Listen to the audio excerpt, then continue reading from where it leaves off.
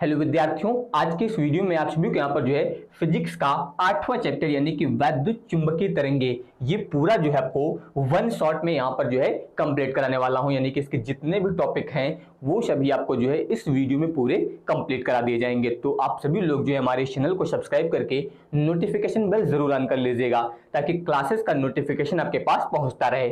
और इसके अलावा इसके पहले के जो भी चैप्टर हैं उन सभी के मेगा वन शॉट वीडियो जो है मैंने अपलोड कर दिए हैं, तो उसके लिए आप प्लेलिस्ट जो है वो चेक कर सकते हैं। तो इसलिए आप सभी लोग चैनल को सब्सक्राइब करके नोटिफिकेशन बेल जरूर ऑन रखिएगा ताकि क्लासेस का नोटिफिकेशन आपके पास पहुंचता रहे। तो चलिए शुरू करते हैं। यहाँ पर ये पता होना चाहिए, इसके अलावा वैद्युत चुंबकीय तरंगों के बारे में जो है आपको कुछ बेसिक पॉइंट भी पता होनी चाहिए। जैसे कि अगर हम लोग बात करें तो इन तरंगों की सर्वप्रथम खोज किसने की थी, तो सबसे पहले इनकी खोज जो की गई थी वो की थी मैक्सवेल ने।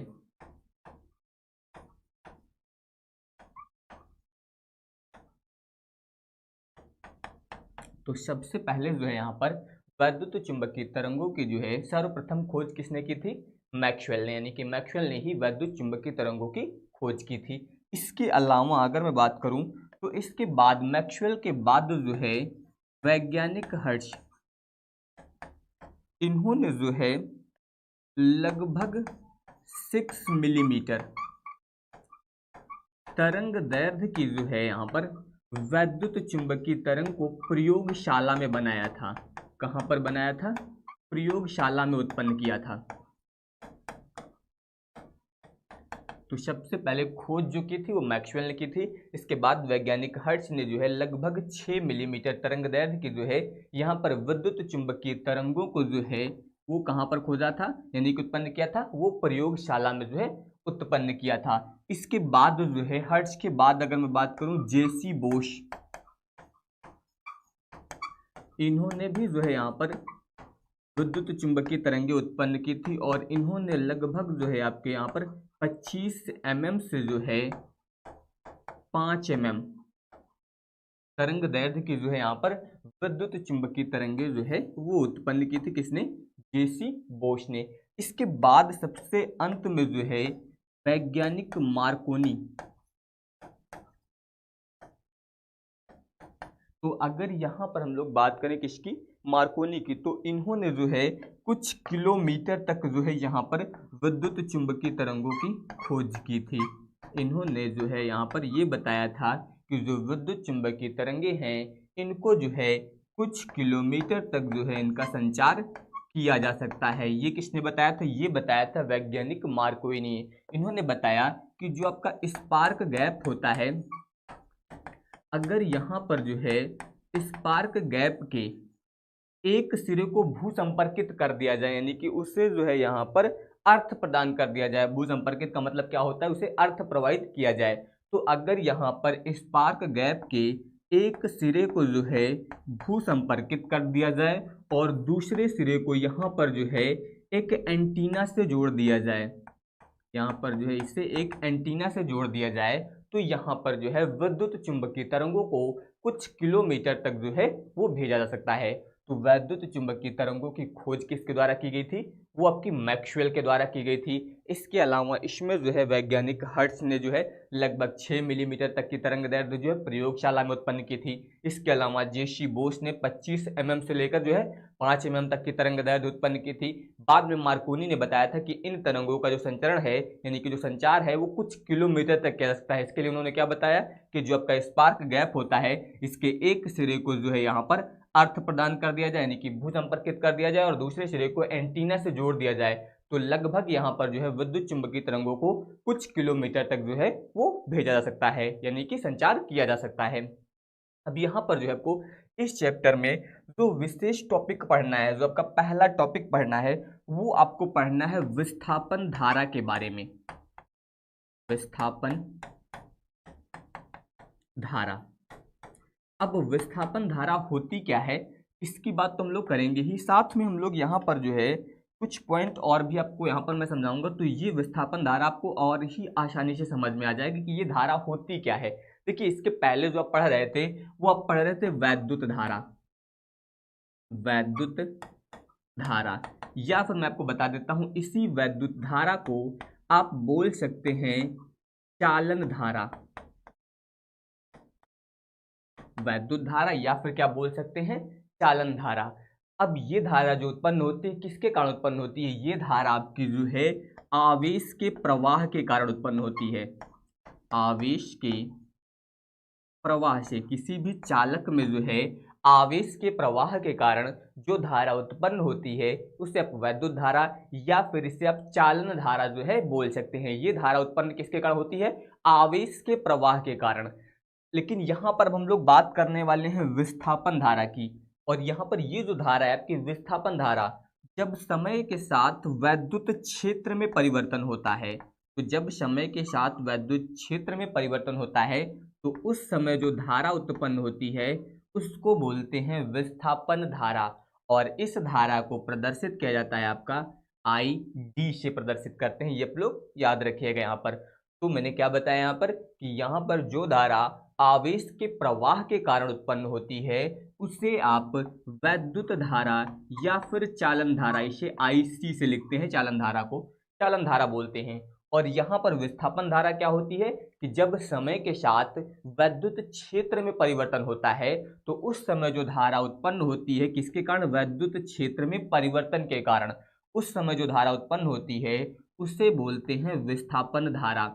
और इसे यहाँ पर जो है आई डी से प्रदर्शित करते हैं। तो ये आपको यहाँ पर इसके बारे में याद रखना है, विस्थापन धारा के बारे में। तो वही यहाँ पर ध्यान दीजिए, इसकी आपको यहाँ पर परिभाषा बताई गई है कि समय के साथ परिवर्तित होने वाले वैद्युत क्षेत्र के कारण उत्पन्न होने वाली धारा को जो है विस्थापन धारा कहते हैं। तो यहाँ पर जो है समय के साथ जो है परिवर्तित होने वाले वैद्युत क्षेत्र के कारण जो धारा उत्पन्न होती है उसे क्या बोलते हैं, उसे यहाँ पर विस्थापन धारा बोला जाता है। और इसे यहाँ पर जो है आई डी से प्रदर्शित करते हैं। तो ये आपको यहाँ पर इसके बारे में याद रखना है।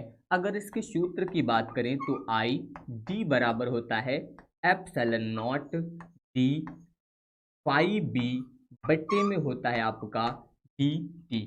इस तरीके से यहाँ पर जो है इसको लिखते हैं। ये आप लोग सॉरी यहाँ पर ध्यान दीजिए, फाई बी नहीं आपका फाई ई होगा, ये इतना होता है। तो इसे हम लोग किससे प्रदर्शित करते हैं, आई डी से प्रदर्शित करते हैं। सूत्र होता है आपका epsilon naught D phi E बटे डी टी। ये आपकी जो है यहाँ पर विस्थापन धारा कहलाती है। और इसमें जो आपका डी फाई एप्सिलॉन नॉट तो आप लोग जानते हैं ये आपकी निर्वात की विद्युतशीलता होती है। और जो डी फाई ई बटे डी टी है इससे यहाँ पर क्या बोला जाता है, इसे यहाँ पर जो है संधारित्र की प्लेटों के बीच वैद्युत फ्लक्स के परिवर्तन की दर बोलते हैं। संधारित्र की प्लेटों के बीच वैद्युत फ्लक्स के परिवर्तन की दर यहाँ पर जो है इसे बोला जाता है। अब यहाँ पर हम लोग अगर बात करें तो क्या ये धारा जो है आपकी संधारित्र की प्लेटों के बीच ही उत्पन्न होती है, तो ऐसा नहीं है। ये धारा जो है संधारित्र की प्लेटों के बीच तो उत्पन्न होती ही है, साथ में ये धारा जो है आपकी मुक्त आकाश, निर्वात या फिर आप बोल सकते हैं जहां पर भी वैद्युत क्षेत्र में परिवर्तन होगा, जहां पर भी जो है वैद्युत क्षेत्र में परिवर्तन होगा वहां पर जो है ये विस्थापन धारा जो है ये उत्पन्न होती है। ये लोग याद रखिएगा। अब यहाँ पर अगर मैं बात करूं तो आप सभी लोग यहाँ पर पढ़ रहे थे विस्थापन धारा, और मैंने अभी आपको बताया कि इसके पहले जो आप धारा पढ़ रहे थे वो आपकी धारा कौन सी थी, चालन धारा। तो जब चालन धारा यहाँ पर यानी कि वैद्युत धारा थी तो यहाँ पर विस्थापन धारा की जरूरत क्या पड़ी, यानी कि जो विस्थापन धारा है आपकी आई डी, इसकी जरूरत क्यों पड़ी। तो आपसे ये क्वेश्चन पूछा सकता है कि विस्थापन धारा की आवश्यकता क्यों होती है, इसकी आवश्यकता जो है क्यों पड़ी, जब आपके पास पहले से वैद्युत धारा यानी कि चालन धारा है तो इसकी क्या जरूरत पड़ी। तो इसकी जरूरत को समझने के लिए याद रखिएगा, आपको एक नियम बताया गया कि जब भी किसी चालक में धारा प्रवाहित की जाती है तो धारा प्रवाहित करने पर जो है उसके चारों ओर जो है एक चुंबकीय क्षेत्र उत्पन्न होता है। जब किसी चालक में धारा प्रवाहित करते हैं तो उसके चारों ओर क्या उत्पन्न होता है, चुंबकीय क्षेत्र उत्पन्न होता है। और यहाँ पर धारा और चुंबकीय क्षेत्र के संबंध को जो है एम्पियर के यहाँ पर एम्पियर के परपथी नियम द्वारा जो है व्यक्त किया जाता है, जो कि आपने पढ़ा होगा सरफेस इंटीग्रेशन सदिश बी डॉट डी एल बराबर म्यू नॉट आई। ये जो संबंध था ये कहलाता है आपका एम्पियर का परिपथी नियम। ये आपको पढ़ाया गया है पूरा डिटेल में, ठीक है। तो ये नियम क्या कहलाता है? एम्पियर का परिपथी नियम। ये नियम जो है आपका धारा और चुंबकीय क्षेत्र के संबंध को यहाँ पर व्यक्त करता है। तो ये जो नियम दिया गया था एम्पियर के द्वारा, इसमें कुछ विसंगति थी। यहाँ पर जो है इसमें कुछ विसंगति बोल सकते हैं या कुछ त्रुटि बोल सकते हैं, या फिर बोल सकते हैं इसका कुछ भाग जो है अधूरा था। इसीलिए यहाँ पर जो है इस विसंगति को दूर करने के लिए जो है विस्थापन धारा यानी कि आईडी की जो है आवश्यकता होती है। तो सबसे पहले हम लोग ये देखेंगे कि यहाँ पर जो है इस एम्पियर के परिपथी नियम में क्या विसंगति है, इसमें क्या दिक्कत है, कौन सा भाग छूटा हुआ है। पहले तो आपको ये चेक करना है, फिर यहाँ पर हम लोग देखेंगे कि यहाँ पर इसकी आवश्यकता जो है क्यों पड़ी इस विसंगति को दूर करने के लिए। तो विस्थापन धारा क्या होती है ये तो आपको मैंने बता दिया। अब यहाँ पर हम लोग बात करने वाले हैं कि विस्थापन धारा की आवश्यकता क्यों पड़ती है, ठीक है। इसकी आवश्यकता को समझना है। अब आवश्यकता को समझने के लिए ध्यान दीजिए, सबसे पहले अगर हम लोग बात करें कि विस्थापन धारा की जरूरत क्यों पड़ती है, तो अभी मैंने बताया आपको यहाँ पर जो है विस्थापन धारा की आवश्यकता क्यों पड़ती है। एम्पियर के नियम की विसंगति को समाप्त करने के लिए यहाँ पर जो है विस्थापन धारा की आवश्यकता होती है। और जो विस्थापन धारा है इसकी खोज किसके द्वारा की गई थी? ये मैक्सवेल के द्वारा जो है यहाँ पर की गई थी। वही यहाँ पर बताया गया कि मैक्सवेल के द्वारा विस्थापन धारा की जो है वो खोज की गई थी। अब यहाँ पर देखिए एक फिगर आप समझिए पहले। जैसे कि मान लीजिए यहाँ पर जो है एक संधारित्र दिया गया है, इस तरह से यहाँ पर जो है ये एक मान लीजिए संधारित्र है। अब संधारित्र में दो प्लेटें होती हैं, आप सभी लोग जानते हैं। तो ये मान लेते हैं हम लोग एक संधारित्र हो गया, ठीक है, ये आपको दिया गया है। अब यहाँ पर जो है इस संधारित्र में ध्यान दीजिए, यहाँ पर मान लीजिए इससे यहाँ पर ये एक तार जोड़ दिया गया है इस तरीके से, और इसमें जो है धारा प्रवाहित की जा रही है आई, जो कि परिवर्तित धारा है। ठीक है, मतलब यहाँ पर समय के साथ ये धारा परिवर्तित हो रही है। ठीक है, इस तरीके से यहाँ पर जो है इस संधारित्र में धारा प्रवाहित की जा रही है। अब यहाँ पर जो है हम लोग इस संधारित्र के बाहर, यहाँ पर जो है इस संधारित्र के बाहर जो है एक पृष्ठ लेंगे। इस तरीके से मान लीजिए यहाँ पर ये एक पृष्ठ लिया जा रहा है।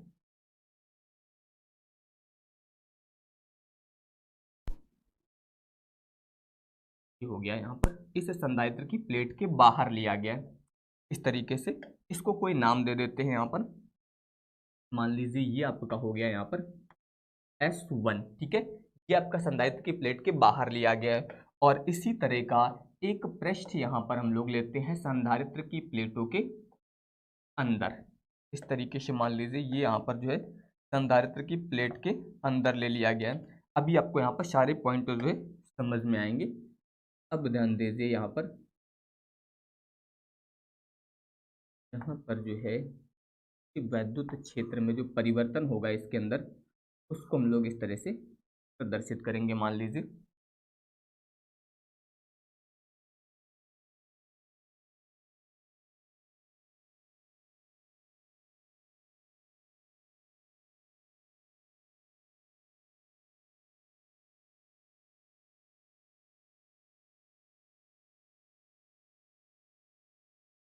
चलिए, तो यहाँ पर ये एक हो गया आपका S1 पृष्ठ, और इसको हम लोग मान लेते हैं यहाँ पर ये पृष्ठ आपका हो जाएगा H2।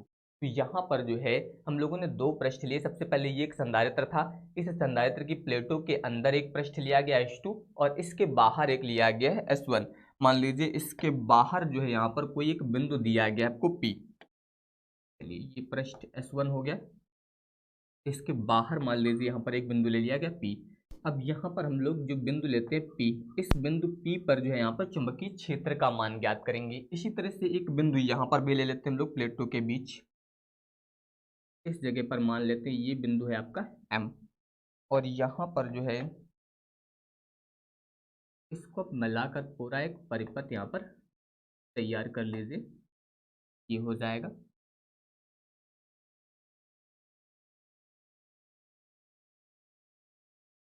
ये हो गया, ये इतना हो गया।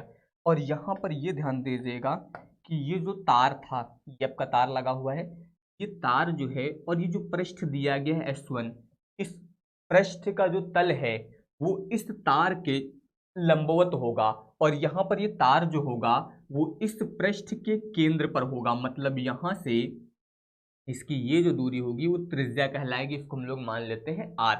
तो जितना यहाँ पर ये पृष्ठ है उतना ही यहाँ पर संधारित्र की प्लेटों के बीच लिया गया है। यहाँ पर इसके बाहर हम लोग और इसके अंदर यहाँ पर बिंदु M पर चुंबकीय क्षेत्र अब ज्ञात करने वाले हैं। चुंबकीय क्षेत्र ज्ञात करने के लिए हम लोग यहाँ पर एम्पियर के परिपथीय नियम का यूज करेंगे। तो वही ध्यान दीजिए, यहाँ पर सबसे पहले इसमें क्या बताया गया है कि यहाँ पर ध्यान दीजिए, माना दो पृष्ठ, एक आपका S1 है और दूसरा पृष्ठ यहाँ पर S2 है। चित्र की भांति जो है आपका पृष्ठ S1 आंशिक रूप से एक प्लेट के बाहर, जैसा कि मैंने बताया आपका एक पृष्ठ जो है वो प्लेट के बाहर, और पृष्ठ S2 जो है आपका ये संधारित्र की प्लेटों के मध्य में है, यानी कि उसके बीच में रखा गया है। तो अब यहाँ पर हम लोग यूज करने वाले हैं एम्पियर का नियम। तो अब ध्यान दीजिए, आप बता सकते हैं एम्पियर के नियमानुसार, या फिर बोल सकते हैं नियम के अनुसार। तो यहाँ पर जो एम्पियर का नियम हम लोग लगाएंगे वो दोनों पृष्ठों के लिए। तो सबसे पहले पृष्ठ S1 के लिए, तो पृष्ठ S1 के लिए बात करें तो एम्पियर का जो नियम होता है वो आपका हो जाएगा सरफेस इंटीग्रेशन सदिश B डॉट dl बराबर म्यू नॉट इंटू आई। ये जो होता है आपका एम्पियर का नियम कहलाता है। इस तरीके से आप इसको लिख सकते हैं, सदिश B dot dl mu naught I. ये किसके लिए हो जाएगा, ये आपका पृष्ठ S1 के लिए यहाँ पर हो जाएगा। इसी तरीके से ध्यान दीजिए, अब हम लोग बात करेंगे यहाँ पर जो है पृष्ठ S2 की। तो पृष्ठ S2 के लिए अब देखिए, जब पृष्ठ S2 की बात होगी तो ये आपका हो जाएगा सरफेस इंटीग्रेशन सदिश B डॉट dl बराबर म्यू नॉट इंटू। अब देखिए जो संधारित्र था ये पृष्ठ S2 जो है, यानी कि पृष्ठ S2 जो दिया गया वो संधारित्र की प्लेटों के बीच में दिया गया है। और आपको ये पता होना चाहिए कि संधारित्र की प्लेटों के बीच जो है यहाँ पर धारा शून्य होती है। इसके बीच में धारा क्या होती है, शून्य। तो प्लेटों के बीच में जो धारा होगी वो क्या हो जाएगी, जीरो हो जाएगी। यहाँ पर हम लोगों ने म्यू नॉट आई लिखा था और यहाँ पर आपका कितना आएगा, mu naught into zero. Zero का मतलब ये हुआ कि यहाँ पर ये मान आपका कितना हो गया, शून्य। तो इस प्रकार आप यहाँ पर देखिए, जो पृष्ठ S1 था इसके लिए चुंबकीय क्षेत्र का मान ये आया और पृष्ठ S2 के लिए यहाँ पर चुंबकीय क्षेत्र का मान क्या है, शून्य। यानी कि यहाँ पर जो है एक ही बंद वक्र पथ के लिए जो है एम्पियर का जो नियम था उसमें विरोधाभास है। यहाँ पर जो है एम्पियर का जो नियम है उसमें यहाँ पर विरोध प्रदर्शित हो रहा है। एक में मान ये आ रहा है और एक में मान शून्य आ रहा है। एक ही वक्र पथ के लिए यहाँ पर जो है इसी सूत्र से दो अलग अलग मान जो है आपके वो प्राप्त हो रहे हैं। तो यहाँ पर इसी से ये सिद्ध हुआ कि यहाँ पर जो एम्पियर का नियम था ये अधूरा है, यानी कि इसका कुछ भाग जो है वो छूटा हुआ है, क्योंकि यहाँ पर दो अलग अलग यहाँ पर मान आ रहे थे। तो वही ध्यान दीजिए, यहाँ पर जो है इसमें आपको बताया गया है कि इस स्थिति में एक ही बंद वक्र पथ के लिए अलग अलग पृष्ठों पर एम्पियर के नियम में विरोधाभास नजर आता है, क्योंकि आप देख सकते हैं एक का मान दूसरा है और एक का मान दूसरा आया है। तो मैक्सवेल ने सिद्ध किया कि एम्पियर का जो नियम है वो अधूरा है, यानी कि जो एम्पियर ने नियम बताया है हम लोगों को वो नियम अधूरा है, यानी कि वो कंप्लीट नहीं है। तो अब यहाँ पर हम लोग चेक करेंगे कि यहाँ पर इनकी प्लेटों के बीच जो संधारित्र है इसकी प्लेटों के बीच सबसे पहले यहाँ पर हम लोग अब चेक करने वाले हैं वैद्युत क्षेत्र। तो अब ध्यान दीजिए, अब यहाँ पर आपको क्या चेक करना है, संधारित्र की प्लेटों के बीच जो है यहाँ पर धारा का अस्तित्व, यानी कि इसके बीच जो है धारा किस प्रकार से आ रही है। क्योंकि अभी आपको यहाँ पर क्या बताया गया कि संधारित्र की प्लेटों के अंदर जो धारा है वो शून्य है। तो यहाँ पर जो है अब इसके अंदर अगर धारा शून्य है तो धारा शून्य होने का मतलब ये मान आपका बदल जाएगा। तो इसका मतलब यहाँ पर जो इतना यहाँ पर यानी कि P पर जो चुंबकीय क्षेत्र का मान था वही आपका बिंदु M पर भी होना चाहिए था, लेकिन ऐसा नहीं हुआ। तो अब आपको ये चेक करना है कि इन प्लेटों के बीच जो है धारा का अस्तित्व होता है या नहीं। तो अब यहाँ पर जो है आपको इसकी प्लेटों के बीच जो है वो धारा के अस्तित्व को चेक करना है, यानी कि यहाँ पर जो है धारा है या नहीं। तो वही ध्यान दीजिए बताया गया है संधारित्र की प्लेटों के बीच धारा का अस्तित्व। तो अब ध्यान दीजिए जैसे कि मान लीजिए यहाँ पर जो है ये संधारित्र की दो प्लेटें दे दी गई। अभी मैंने आपको बताया इसके बाहर एक बिंदु आपका P है, एक बिंदु मान लीजिए यहाँ पर ये अंदर दिया गया आपका M। तो आपको पता है संधारित्र की प्लेट में एक प्लेट आपकी धनात्मक होती है यानी कि प्लस मान लीजिए, और इस पर मान लीजिए यहाँ पर ऋणावेश है।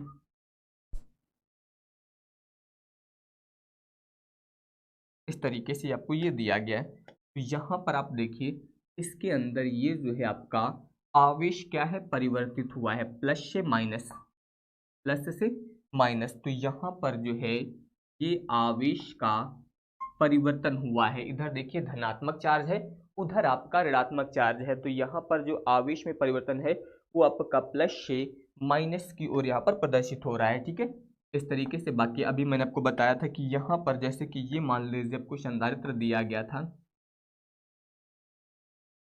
तो यहाँ पर जो है इस संधारित्र में I धारा प्रवाहित हो रही है जो कि परिवर्ती धारा है। परिवर्ती का मतलब समय के साथ ये धारा जो है आपकी यहाँ पर परिवर्तित हो रही है। तो अब यहाँ पर हम लोग जो है इस संधारित्र की दोनों प्लेटों के बीच पहले वैद्युत क्षेत्र यहाँ पर चेक करेंगे। तो वही यहाँ पर ध्यान दीजिए इसमें लिखा गया है कि संधारित्र की प्लेटों के बीच उत्पन्न वैद्युत क्षेत्र और संधारित्र की प्लेटों के बीच जो वैद्युत क्षेत्र ज्ञात करते हैं वो आपका इस सूत्र से ज्ञात करते हैं, यानी कि E बराबर सिग्मा बटे एप्सिलॉन नॉट, यानी कि इस सूत्र के द्वारा जो है संधारित्र की प्लेटों के बीच वैद्युत क्षेत्र ज्ञात करेंगे। अब आप लोग जानते हैं कि जो सिग्मा होता है इसके बराबर क्या होता है आपका Q अपान ए, यानी कि यहाँ पर सिग्मा जो होता है पृष्ठ आवेश घनत्व होता है और ये आपका Q अपान ए यानी कि आवेश बट्टे ए होता है।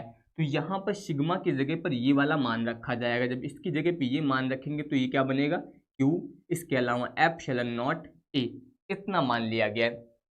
अब यहाँ पर ध्यान दीजिए क्या लिखा गया इसके बाद कि संधारित्र की प्लेटों के मध्य किसी पृष्ठ जिसका कि क्षेत्रफल क्या है यहाँ पर a है, इससे गुजरने वाला फ्लक्स। अब यहाँ पर ये माना गया है कि संधारित्र की प्लेटों के बीच क्षेत्रफल कितना है a, तो इससे गुजरने वाला फ्लक्स। अब आपको ज्ञात करना है यहाँ पर गुजरने वाला फ्लक्स। फ्लक्स को किससे लिखते हैं, फाई ई से लिखते हैं। सूत्र होता है E इंटू ए, ये सूत्र हो जाएगा फाई ई बराबर E इंटू ए।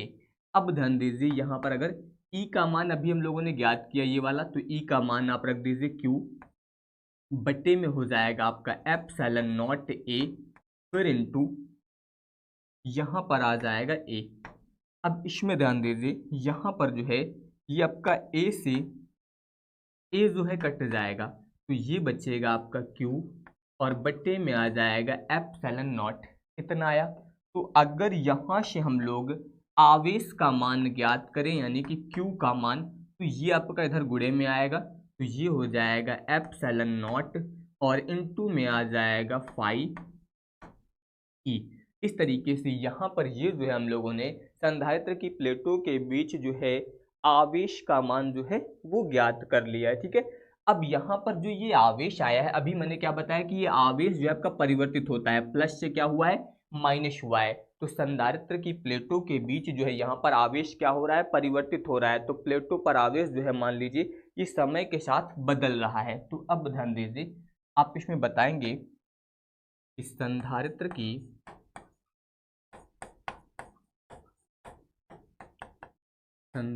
की प्लेटों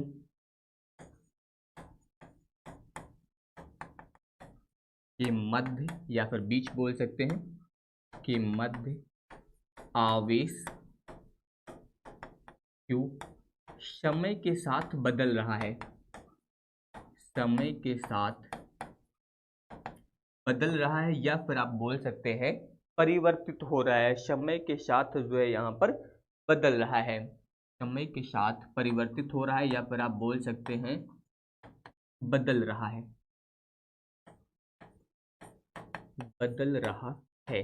तो वैद्युत धारा,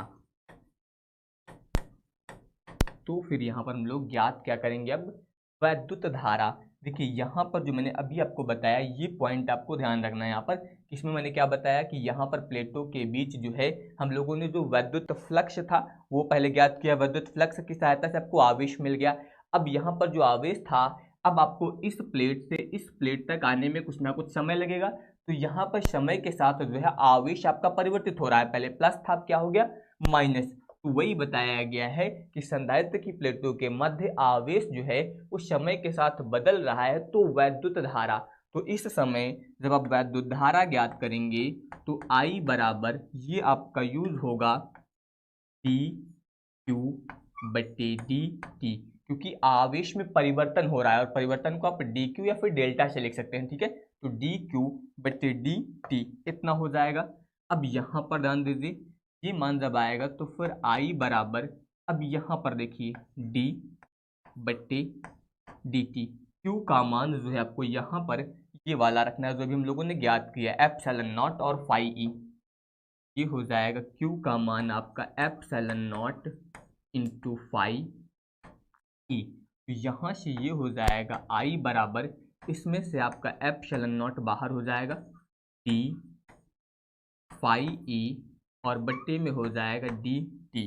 तो यहाँ पर ये जो धारा आई है, यही धारा जो है संधारित्र की प्लेटों के बीच प्रवाहित होती है, यानी कि यहाँ पर जो है एम्पियर के परिपथी नियम का यही वो भाग है जो कि अधूरा है, या फिर बोल सकते हैं यही वो भाग है जो कि छूटा हुआ है। तो ये आपको यहाँ पर याद रखना है, ये हम लोगों ने संधारित्र की प्लेटों के बीच क्या ज्ञात की है, धारा। इसी धारा को हम लोग क्या बोलते हैं, विस्थापन धारा, क्योंकि वैद्युत क्षेत्र परिवर्तित होता है, उसी के कारण यहाँ पर ये जो है आपका यहाँ पर प्राप्त होती है। तो ये लोग याद रखिएगा कि यहाँ पर ये किसके कारण उत्पन्न हुई है, ये जो परिवर्तन हुआ है इसको आप लिख सकते हैं यहाँ पर ई, यानी कि वैद्युत क्षेत्र में परिवर्तन के कारण जो है ये धारा उत्पन्न हुई है, इसी धारा को विस्थापन धारा बोलते हैं, और यही आपके एम्पियर के नियम का अधूरा भाग है। ये आप लोग यहाँ पर इसके बारे में जो है वो याद रखिएगा। तो वही ध्यान दीजिए, यहाँ पर बताया गया है कि यही जो है एम्पियर के परिपथी नियम का छूटा हुआ जो है पद है या फिर भाग है,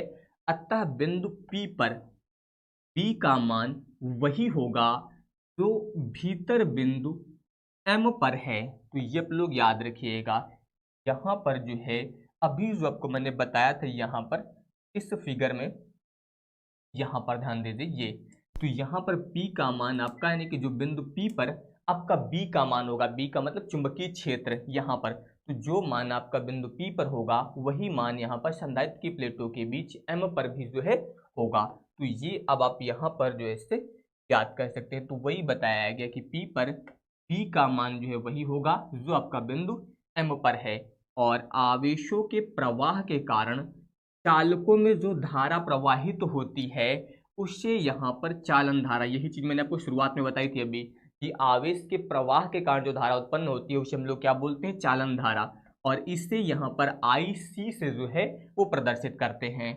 और इसके अलावा समीकरण 1 द्वारा इसको जो है यहाँ पर आप क्या मान लेंगे, समीकरण नंबर फर्स्ट, ये जो आया है कि आपका यहाँ पर क्या कहलाएगा, समीकरण नंबर फर्स्ट मान लीजिएगा। तो वही यहाँ पर बताया गया है कि समीकरण 1 द्वारा व्यक्त धारा जो यहाँ पर परिवर्तित वैद्युत क्षेत्र के कारण उत्पन्न होती है, ये किसके कारण उत्पन्न होती है, परिवर्तित वैद्युत क्षेत्र के कारण, उससे यहाँ पर जो है विस्थापन धारा कहते हैं, और इसे किससे प्रदर्शित करते हैं, ID से यहाँ पर जो है इसे प्रदर्शित किया जाता है। तो ये पॉइंट आप लोग यहाँ पर जो है इसके बारे में याद रखिएगा, ये चीज़ें आपको यहाँ पर याद होनी चाहिए इसके बारे में।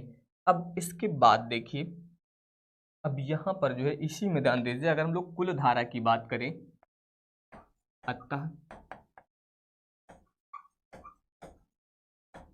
कुल धारा,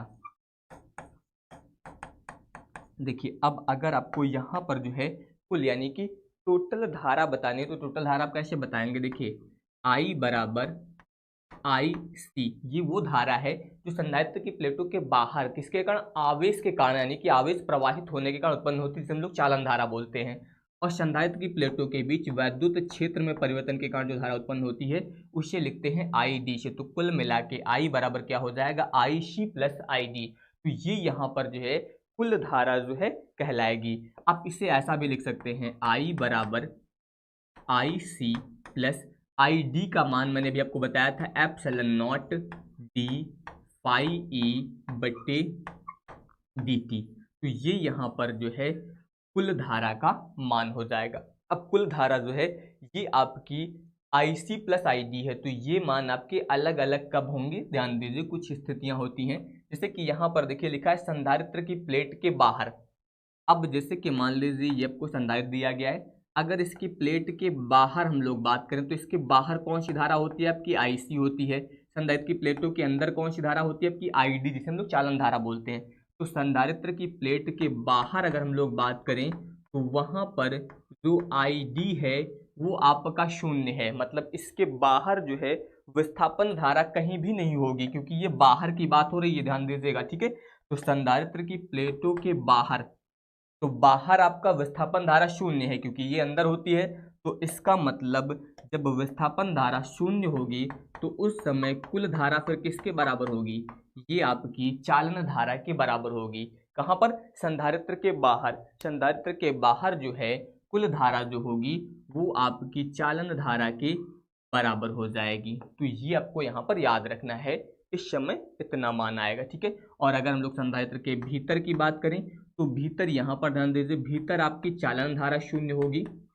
और अगर चालन धारा शून्य है तो इसका मतलब यहाँ पर जो कुल धारा होगी उसका मान ID के बराबर आएगा। ये दोनों पॉइंट आप लोग याद रखिएगा, क्योंकि बाहर जो है आपकी धारा होती है चालन धारा, संधारित्र की प्लेटों के अंदर कौन सी धारा होती है, विस्थापन धारा।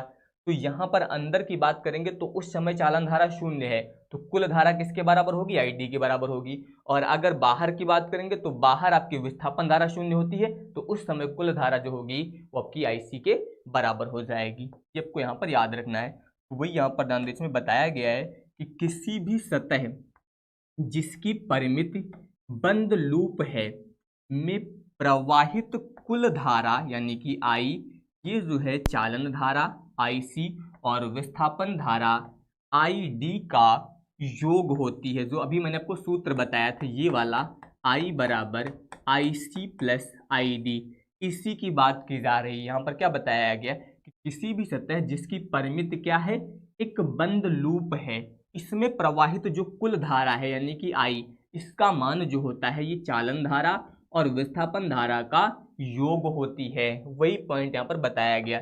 और व्यापक रूप में जो एम्पियर का परिपथी नियम है, अब इससे आप कैसा लिखेंगे, देखिए यहाँ पर बात हो रही है एम्पियर के परिपथी नियम की। तो अब ये आपका बनेगा सरफेस इंटीग्रेशन सदिश B डॉट dl बराबर म्यू नॉट। अब ध्यान दीजिए म्यू नॉट वहां पर क्या होता था आपका I, ठीक है। अब यहाँ पर क्या होगा आपका म्यू नॉट IC, क्योंकि ये आपकी चालन धारा, प्लस म्यू नॉट विस्थापन धारा यानी कि epsilon naught D phi E बटे dt। या फिर इससे आप ऐसा लिख सकते हैं mu naught IC plus ID।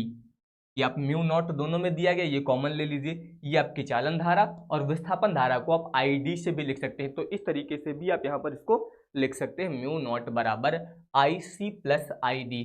अब ये कहलाएगा आपका एम्पियर मैक्सवेल परिपथी नियम। पहले क्या था आपका एम्पियर का परिपथी नियम। तो जब भी पेपर में आए तो ये भी ध्यान दीजिएगा कि वहां पर आपसे एम्पियर का परिपथी नियम पूछा गया है या एम्पियर मैक्सवेल परिपथी नियम पूछा गया।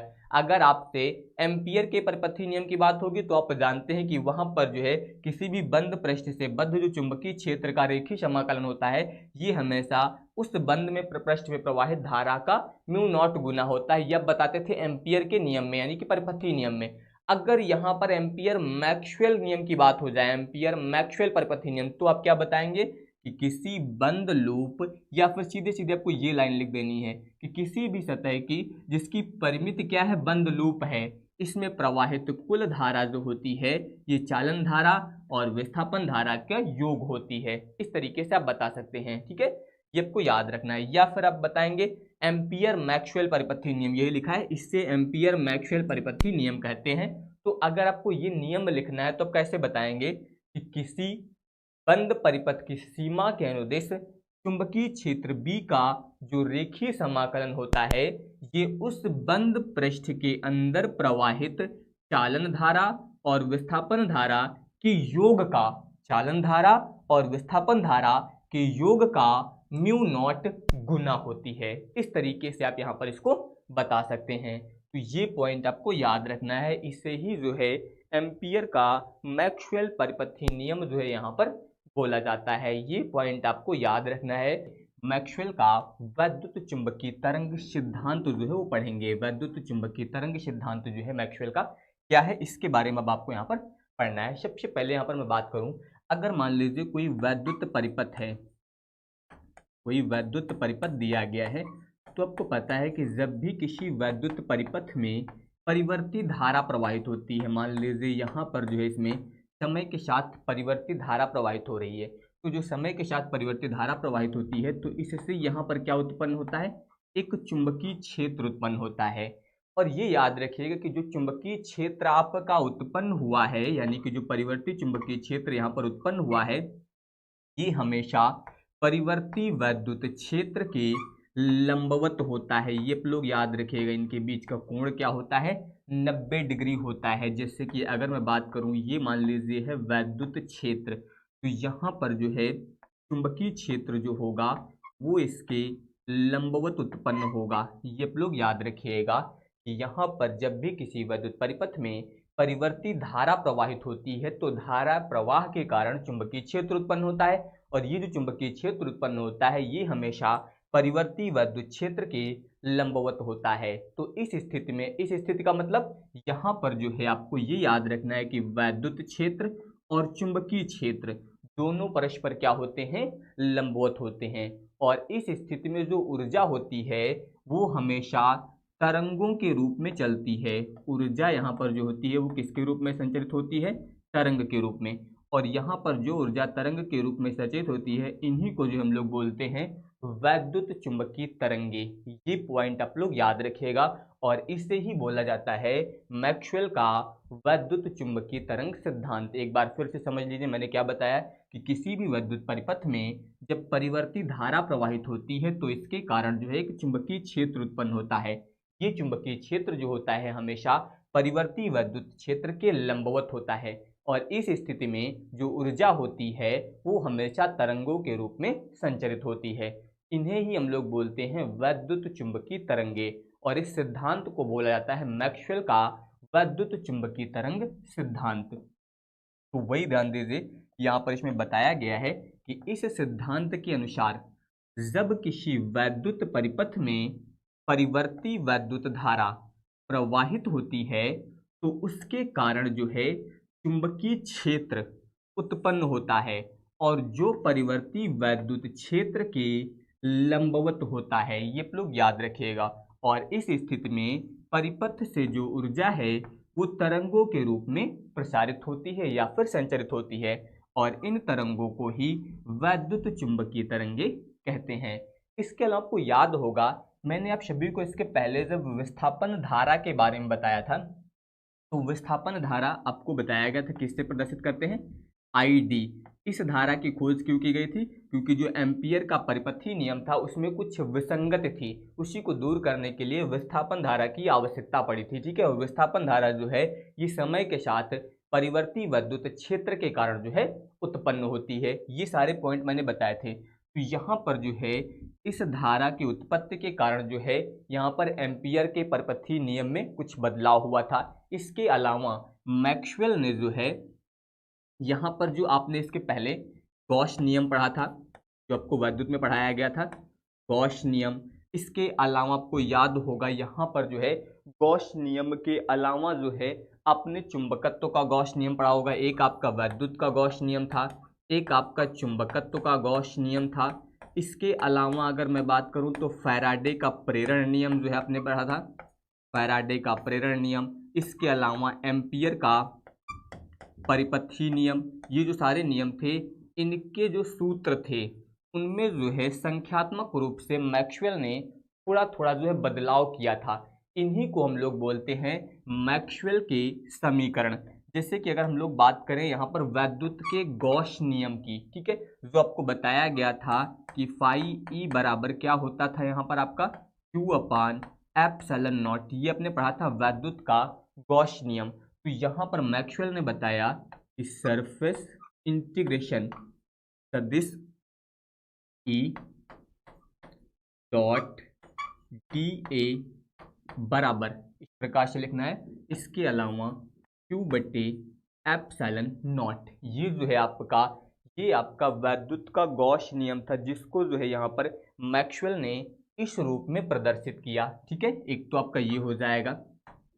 इसके अलावा अगर मैं यहाँ पर चुंबकीय क्षेत्र की बात करूँ, यानी कि चुंबकीय गॉस नियम का, तो ये हो जाएगा सरफेस इंटीग्रेशन सदिश बी डॉट डी ए, ये जो होता है आपका शून्य होता है, ये आपको याद होना चाहिए। इसके अलावा जो यहाँ पर फैराडे का नियम बताया गया था आपको, एप्सिलॉन, या फिर इसी को आप स्मॉल ई से भी लिख सकते हैं, इसका मान क्या होता है डी फाई बी बट्टे डी टी।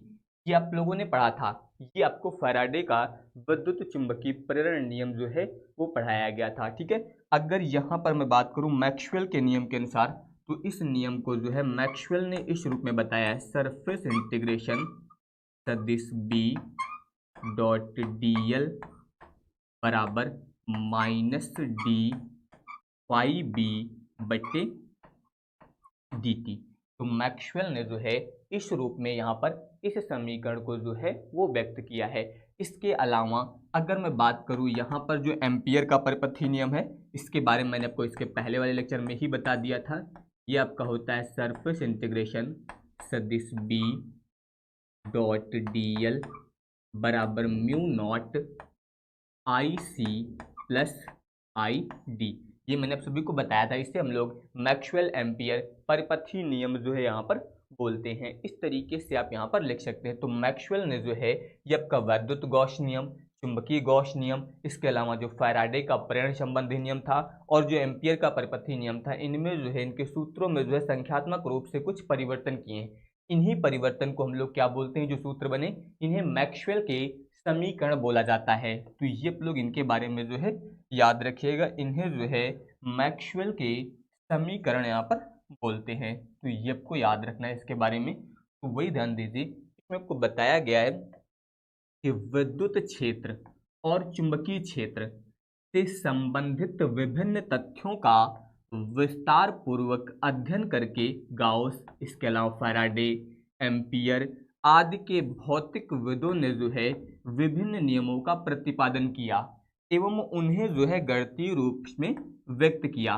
तो यहाँ पर जो मैक्सवेल थे, इन्होंने इन नियमों के गणितीय रूप में, यानी कि जो इनका सूत्र था उसमें जो है आंशिक सुधार करके उन्हें 4 समीकरणों के समुच्चय के रूप में प्रस्तुत किया, जिन्हें जो है मैक्सवेल के समीकरण कहते हैं। तो मैक्सवेल के कौन कौन से समीकरण हैं कि मैंने अभी आपको बता दिया है। तो ये चारों समीकरण जो है मैक्सवेल के समीकरण कहलाते हैं। तो पेपर में ज़्यादातर इस पर ऑब्जेक्टिव क्वेश्चन भी पूछा जाता है कि मैक्सवेल के कितनी समीकरण हैं, तो आपको याद रखना है 4 समीकरण हैं।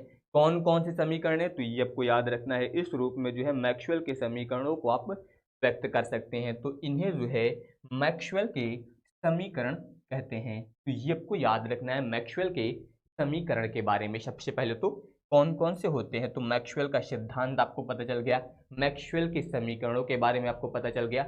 अब यहाँ पर जो है आपको पढ़ना है वैद्युत चुंबकीय तरंगों के बारे में, जो कि सबसे इंपॉर्टेंट टॉपिक बोल सकते हैं आप इस चैप्टर का, कि वैद्युत चुंबकीय तरंगे क्या होती हैं। अब देखिए, वैद्युत चुंबकीय तरंगों को संचरण को समझने के लिए मैं एक ग्राफ बना रहा हूँ, ये आप समझ लीजिए तो आपको बहुत ही आसानी से सब कुछ समझ में आ जाएगा। यहाँ पर ध्यान दीजिए, सबसे पहले एक ग्राफ।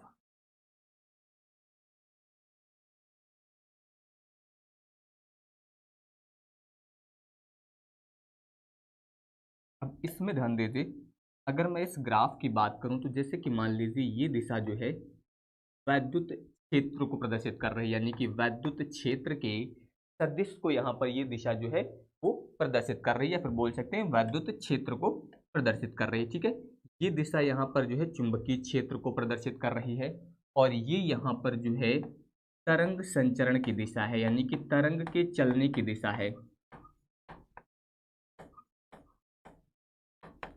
तरंग संचरण की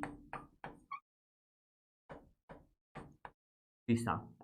यहाँ पर सबसे पहली बात तो कि वैद्युत क्षेत्र, इसके अलावा तरंग संचरण की दिशा और चुंबकीय क्षेत्र तीनों परस्पर लंबवत होते हैं, यानी कि ये तीनों जो होंगे वो परस्पर क्या होंगे, लंबवत होंगे। तो ये पॉइंट तो आपको यहाँ पर याद रखना है। जैसे कि मान लीजिए यहाँ पर अगर मैं बात करूँ, जैसे कि ये आपके मान लीजिए तरंग संचरण की दिशा है, ये आपका वैद्युत क्षेत्र है, तो चुंबकीय क्षेत्र इसके लंबवत यानी कि इस तरीके से यहाँ पर होगा। तो ये तीनों जो होंगे वो एक दूसरे के लंबवत होते हैं।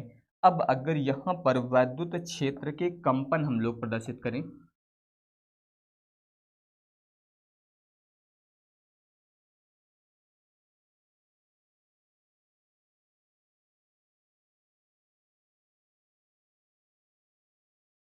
इस तरीके से आप यहाँ पर इसका ग्राफ जो है वो प्रदर्शित करेंगे, ये आपको याद रखना है। ठीक है, अब यहाँ पर ध्यान दीजिए, जैसे कि मैं बात करूँ इसमें, तो जो वैद्युत क्षेत्र के कंपन होंगे वो हमेशा तरंग संचरण की दिशा के लंबवत, जैसे कि ये तरंग संचरण की दिशा है तो इसके लंबवत होंगे वैद्युत क्षेत्र के कंपन। ये हो जाएगा आपका वैद्युत क्षेत्र के कंपन। इस तरीके से आप यहाँ पर प्रदर्शित करेंगे। में ध्यान दीजिएगा, ये तरंग संचरण की दिशा है तो वैद्युत क्षेत्र के कंपन जो है वो इसके लंबवत हो रहे हैं। आप यहाँ से देख सकते हैं चुंबकीय क्षेत्र जो होगा वो आपका तरंग संचरण और वैद्युत क्षेत्र इन दोनों के लंबवत होगा। तो इसको ध्यान दीजिए, यहाँ पर जो है इसको हम लोग इस तरह से प्रदर्शित कर देते हैं। ये आपका जो है यहाँ पर वैद्युत क्षेत्र और इसके अलावा तरंग संचरण इन दोनों के लंबवत होगा। इस तरीके से आप इसको प्रदर्शित कर सकते हैं। तो ये जो कंपन दिख रहे हैं ये यहाँ पर चुंबकीय क्षेत्र के यानी कि बी, और ये यहाँ पर जो कंपन दिख रहे हैं ये आपके वैद्युत क्षेत्र के कंपन हो जाएंगे। इसी तरीके से यहाँ पर ध्यान दीजिए, जैसे कि इसमें हम लोग प्रदर्शित करेंगे तो मान लीजिए ये वैद्युत क्षेत्र के कंपन है तो ये हमेशा इस तरह से लंबवत। इसी तरीके से यहाँ पर वैद्युत क्षेत्र के कंपन, ये प्रदर्शित कर दिया गया वैद्युत क्षेत्र के कंपन को। बस ग्राफ अभी आप देखते रहिए, अभी आपको पूरा डिटेल में सब कुछ समझ में आ जाएगा कि वैद्युत चुंबकीय तरंगों की चाल कैसी होती है, यानी कि किस तरह से गति करती हैं। यहाँ पर ये जो मैं ग्राफ बना रहा हूँ ये पेपर में अक्सर पूछा जाता है, ये बहुत ज़्यादा पूछा जाता है कि इसका ग्राफ प्रदर्शित करिए। तो ये यहाँ पर हो जाएगी चुंबकीय क्षेत्र की दिशा। देखिए ये यहाँ पर जो है मैं इस बोर्ड पे बना रहा हूँ इसलिए आपको ये इस तरह दिख रहा है, बाकी यहाँ पर ये तीनों पृष्ठ जो होंगे वो आपके लंबवत ही होंगे, बस इतना ध्यान रखिएगा। तीनों का मतलब वैद्युत क्षेत्र, चुंबकीय क्षेत्र और जो तरंग के चलने की दिशा है, ये तीनों जो होंगे वो परस्पर यहाँ पर क्या होंगे, लंबवत होंगे।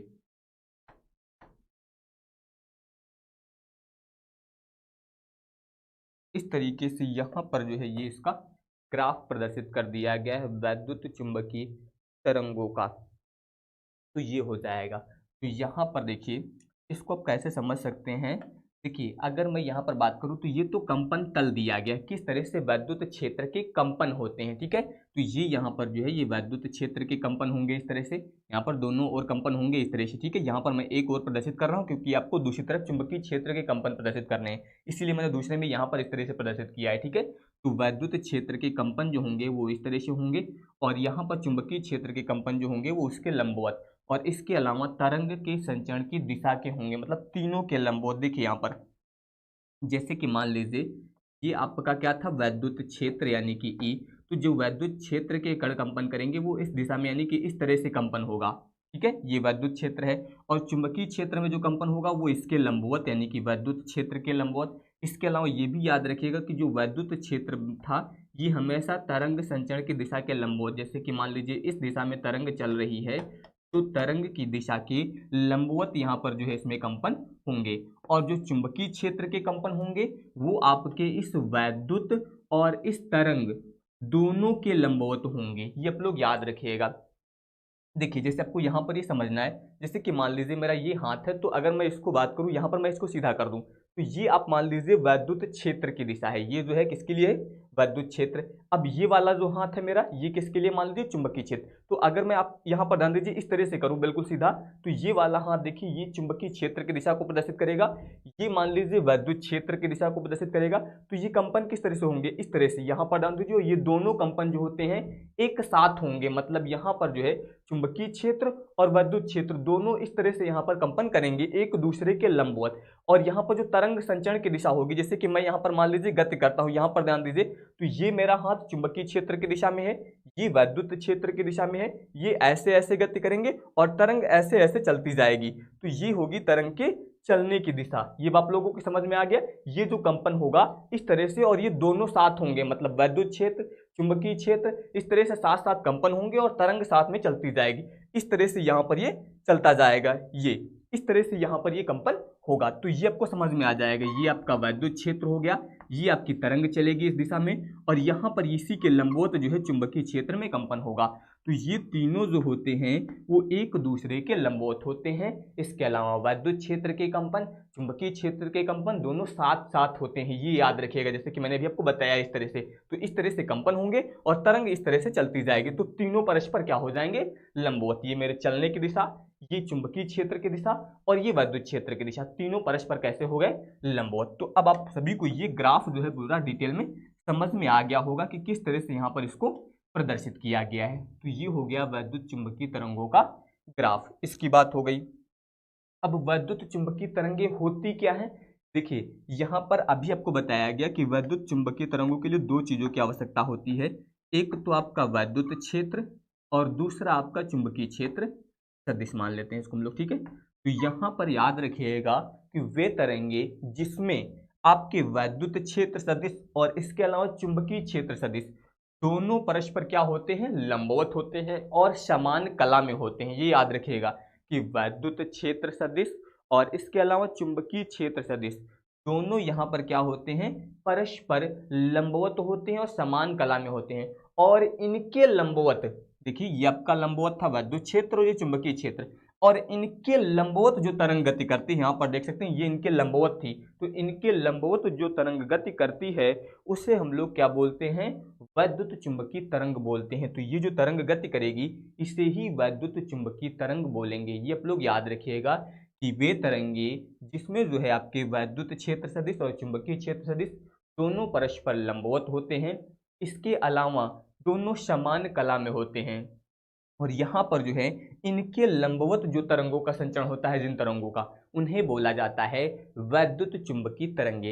ये तो हो गई बात वैद्युत चुंबकीय तरंगों की परिभाषा की, कि वैद्युत चुंबकीय तरंगे जो है किन्हें कहते हैं। अगर मान लीजिए परिभाषा की बात होगी तो आप इस तरीके से यहाँ पर जो है परिभाषा बता सकते हैं। तो वही ध्यान दीजिए, यहाँ पर ये परिभाषा दी गई है आपको, इसमें बताया गया है कि वे तरंगे, यहाँ पर वैद्युत चुंबकीय तरंगों की बात हो रही है, तो वही यहाँ पर आपसे बोला जा रहा है कि वे तरंगे जिनमें, देखिए यहाँ पर जो है वैद्युत और चुंबकीय क्षेत्र सदिश परस्पर जो है वो लंबवत हैं, और यहाँ पर जो है समान कला में होते हैं, यानी कि लंबवत होते हैं और साथ में समान कला में होते हैं, तथा इनके लंबवत इन तरंगों का संचरण होता है वैद्युत चुंबकीय तरंगे कहलाती हैं। ये लोग याद रखिएगा कि वैद्युत क्षेत्र चुंबकीय क्षेत्र दोनों लंबवत होते हैं, और उनके लंबवत जिन तरंगों का संचरण होता है उन्हें जो है यहाँ पर वैद्युत चुंबकीय तरंगे कहते हैं।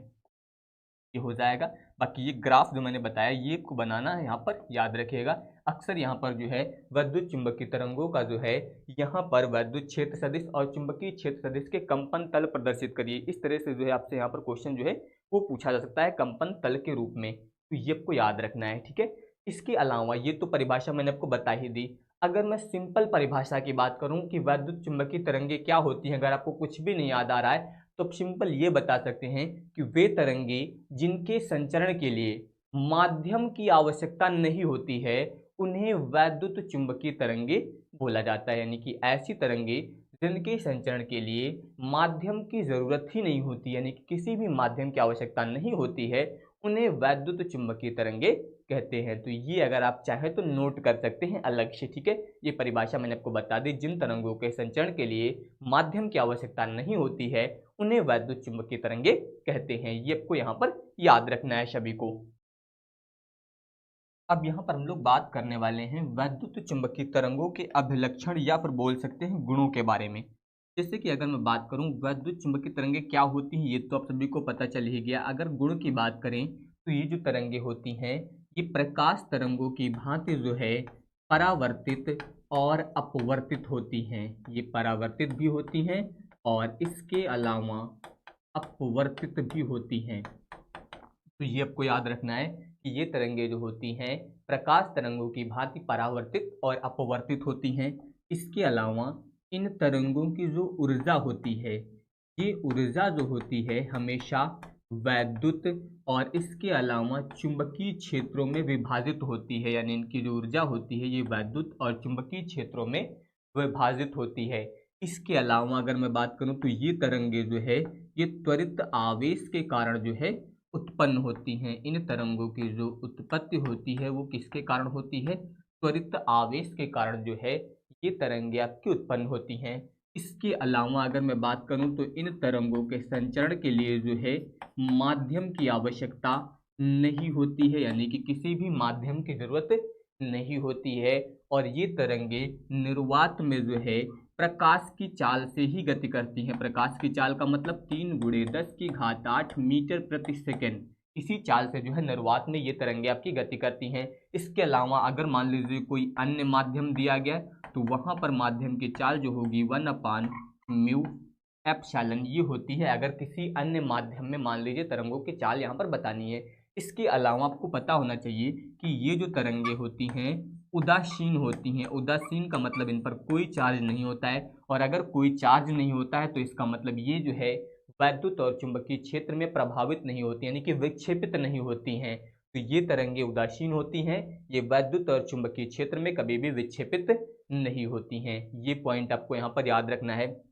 इसके अलावा अगर मैं बात करूं इन तरंगों की तो ये तरंगे जबकि उदासीन होती हैं, विक्षेपित नहीं होती हैं, लेकिन ये तरंगे वैद्युत और चुंबकीय क्षेत्र में खुद तो विक्षेपित नहीं होती हैं, लेकिन यहाँ पर ये जो होती हैं ये फोटोग्राफिक प्लेट को प्रभावित करती हैं। ये आपको पता होना चाहिए कि ये जो है खुद विक्षेपित नहीं होती हैं, लेकिन ये जो है फोटोग्राफिक प्लेट को जो है वो प्रभावित करती हैं। ये आपको याद रखना है। इसके अलावा यहाँ पर जो भी प्रकाश वाली घटनाएं यानी कि परावर्तित अपवर्तित ये जो प्रकाश संबंधी घटनाएं होती हैं ये हमेशा वैद्युत क्षेत्र सदिश के कारण होता है। ये आप लोग याद रखिएगा कि वैद्युत क्षेत्र सदिश के कारण ही जो है इसमें ये परिवर्तन होते हैं। तो ये सारे पॉइंट आपको यहाँ पर इसके जो है वो याद रखने हैं। अब ध्यान दीजिए, यहाँ पर एक एक पॉइंट मैं आपको बता रहा हूँ, आप ध्यान से देखते चलिए। सबसे पहले कि ये तरंगे प्रकाश की भांति यानी कि प्रकाश की तरह परावर्तित और अपवर्तित होती हैं। इसके अलावा इनकी जो ऊर्जा होती है ये हमेशा वैद्युत और चुंबकीय क्षेत्रों में विभाजित होती है, यानी कि दो अलग अलग भागों में बटी हुई होती है। ये तरंगे जो है त्वरित आवेशित कणों द्वारा उत्पन्न होती हैं। इसके अलावा इन तरंगों के संचरण के लिए यानी कि गति करने के लिए किसी भी माध्यम की आवश्यकता नहीं होती है, ये आपको पता होना चाहिए। इसके अलावा इन तरंगों के प्रवाह यानी कि चलने की दिशा के लंबवत जो है आपका वैद्युत क्षेत्र दोलन करता है। ये तो मैंने भी आपको बताया ही, ये तरंगों के चलने की दिशा इसके लंबवत आपका वैद्युत क्षेत्र दोलन करता है, और इन दोनों के लंबवत मतलब तरंग के चलने की दिशा और वैद्युत क्षेत्र इन दोनों के लंबवत आपका चुंबकीय क्षेत्र दोलन करता है। तो वही बताया गया कि तरंगों के प्रवाह की दिशा के लंबवत आपका वैद्युत क्षेत्र दोलन करता है, और इन दोनों दिशाओं के अभिलंब दिशा में जो है आपका चुंबकीय क्षेत्र यहाँ पर कंपन या फिर दोलन करता है। और वैद्युत चुंबकीय तरंगे जो होती हैं ये उदासीन होती हैं। अतः ये जो है वैद्युत और चुंबकीय क्षेत्रों द्वारा विक्षेपित नहीं होती हैं, यानी कि किसी भी दिशा में इनमें विक्षेप नहीं होता है क्योंकि ये उदासीन होती हैं। इसके अलावा निर्वात में इन चुंबकीय तरंगों की जो चाल होती है वो c यानी कि प्रकाश की चाल के बराबर होती है, 3 × 10⁸ मीटर प्रति सेकंड। माध्यम में वैद्युत चुंबकीय तरंगों की चाल जो होती है वो v बराबर म्यू बटे एप्सिलॉन ये होती है, ये आपको मैंने बता ही दिया है। इसके अलावा ये तरंगे वैद्युत और चुंबकीय क्षेत्र में प्रभावित नहीं होती हैं, परंतु फोटोग्राफिक प्लेट को जो है वो प्रभावित कर देती हैं। इसके अलावा इन तरंगों से प्रकाशिक प्रभाव यानी कि जो प्रकाश वाली घटनाएं होती हैं ये वैद्युत क्षेत्र वेक्टर के कारण ही जो है होती हैं। इसके अलावा पॉइंटिंग सदिश का ये सूत्र मैंने लिखा है, सदिश S बराबर 1/μ0 सदिश E × B से बोलते हैं पॉइंटिंग सदिश। इसका जो औसत मान होता है ये तरंग की तीव्रता को परिमाण व दिशा दोनों में ही दर्शाता है, यानी कि पॉइंटिंग सदिश का जो मान है यानी कि इसका जो औसत मान है वो तरंग की तीव्रता को परिमाण और दिशा दोनों में ही जो है यहाँ पर प्रदर्शित करता है। तो ये यहाँ पर जो है की बात हो गई। तो वैद्युत चुंबकीय तरंगे क्या होती हैं, इनका ग्राफ आपको समझ में आना चाहिए। इसके अलावा इनके कौन कौन से अभिलक्षण होते हैं ये हो जाएगा। अब यहाँ पर ध्यान दीजिए वैद्युत तथा चुंबकीय क्षेत्र के आयामों में संबंध। अब हम लोग यहाँ पर वैद्युत और चुंबकीय क्षेत्र के आयाम में क्या संबंध होता है ये अब आपको यहाँ पर पढ़ना है। तो सबसे पहले ध्यान दीजिए, यहाँ पर हम लोग मान लेते हैं कि माना वैद्युत व चुंबकीय क्षेत्रों के तात्क्षणिक मान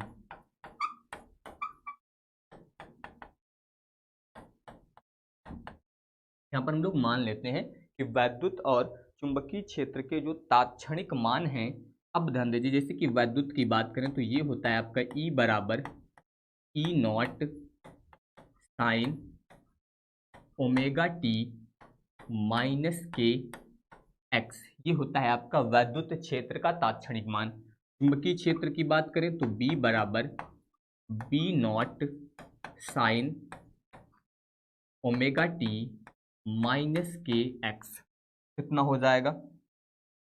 इसको यहाँ पर हम लोग मान लेते हैं समीकरण फर्स्ट और इसको मान लेते हैं समीकरण नंबर सेकंड। अब इसमें कौन सी चीज़ क्या है पहले वो समझ लीजिए। देखिए यहाँ पर आपको एक दिया गया के का मतलब होता है तरंग संख्या, इससे यहाँ पर बोला जाएगा तरंग संख्या। इसके अलावा ओमेगा, ओमेगा का मतलब होता है कोणीय आवृत्ति, कोणीय आवृत्ति। और इसके अलावा यहाँ पर यूज हुआ है आपका E0 और B0, ये आपका E0 और इसके अलावा B0, ये दोनों जो हैं आपके आप बता सकते हैं कि क्रमशः E0 जो है आपका वैद्युत क्षेत्र मतलब E और B0 यानी कि चुंबकीय क्षेत्र के महत्तम मान बोलते हैं इन्हें, महत्तम मान या फिर इन्हें ही बोला जाता है आयाम।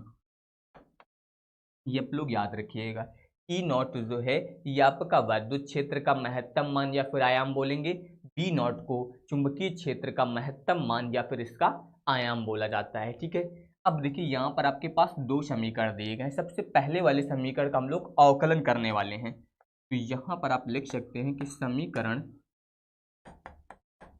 एक का x के सापेक्ष अवकलन करने पर,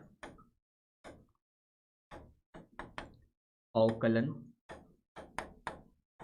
करने पर, वैसे अवकलन मैंने कई बार बताया है, मैथ वालों को तो पूरा बढ़ा ही दिया गया है, लेकिन जो बायो वाले बच्चे उनको बस कुछ पॉइंट याद रखने हैं।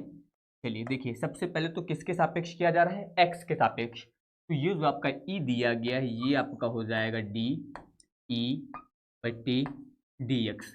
ई था तो d बाई डी एक्स लग जाएगा आपका, क्योंकि x के सापेक्ष कर रहे हैं। अब बराबर में आइए, सबसे पहले देखिए यहाँ पर दिया गया E0, ई नॉट को आप ऐसे ही लिख दीजिए, ये हो गया ई नॉट। अब देखिए यहाँ पर दिया गया साइन, तो साइन का जो अवकलन होता है वो होता है कॉस। अगर कहीं पर साइन एक्स दिया गया तो उसका अवकलन क्या हो जाएगा, कॉस। तो उसी प्रकार से ये साइन है तो इसका अवकलन आ जाएगा आपका कॉस। लेकिन अब यहाँ पर देखिए ये जो राशि दी गई है इसमें आपको दिया गया है ओमेगा टी माइनस के एक्स, ठीक है। तो यहाँ पर आपको दो सूत्रों की जरूरत पड़ी, वो मैं सूत्र बता देता हूँ, बाकी याद रखिएगा। देखिए एक सूत्र आपका ये यूज हुआ है, जो मैथ वाले उनको याद है, बायो वाले नोट कर ले कहीं पर, D by D x sine x. अगर ऐसा कहीं पर दिया गया है तो ये सूत्र होता है आपका कॉस एक्स। अगर मान लीजिए इस x के साथ कुछ दे दिया गया गुणे में, मान लीजिए यही चीज ऐसे लिखी होती एन एक्स, तो यहाँ पर भी कॉस में कितना आता आपका एन एक्स, जितना यहाँ पर रहेगा वही चीज यहाँ पर आएगी। लेकिन अगर ये सिंगल एक्स दिया गया तब तो आपका मान इतना ही आएगा, लेकिन अगर यहाँ पर इसके साथ गुणे में कुछ दिया गया है एक्स के साथ, तो जो भी राशि दी गई है इसका अवकलन आपको हमेशा दोबारा से करना पड़ता है। तो जब इसका अवकलन आप दोबारा से करेंगे तो जो x होता है, इस x का अवकलन अगर आप x के सापेक्ष करें तो dx बाई डी एक्स कुल मिला के कितना आएगा, 1 आएगा। तो x का अवकलन 1 हो जाएगा, यानी कि यहाँ पर कितना बच्चा n, तो यहाँ पर n जो होगा वो फिर गुणे में भी आएगा। बस इतना याद रखिएगा कि अगर कुछ भी अतिरिक्त दे दिया जाए x के अतिरिक्त उसके साथ, तो वहां पर इसका अवकलन हम लोग फिर से करेंगे, तो वही यहाँ पर भी करना है। अब देखिए सबसे पहले हम लोगों ने साइन का अवकलन किया तो कॉस के हिसाब से ये पूरा आ गया। अब यहाँ पर देखिए x के गुणे में आपका दिया गया है माइनस के, तो इसका अवकलन आपको फिर से करना होगा। जब इसका अवकलन फिर से करेंगे तो ये तो आपका 0 होगा। यहाँ पर देखिए इसमें x का 1 हो जाएगा तो कितना बचेगा, माइनस के, वही माइनस के मैं सीधे आगे यहाँ पर गुणे में लिख देता हूँ।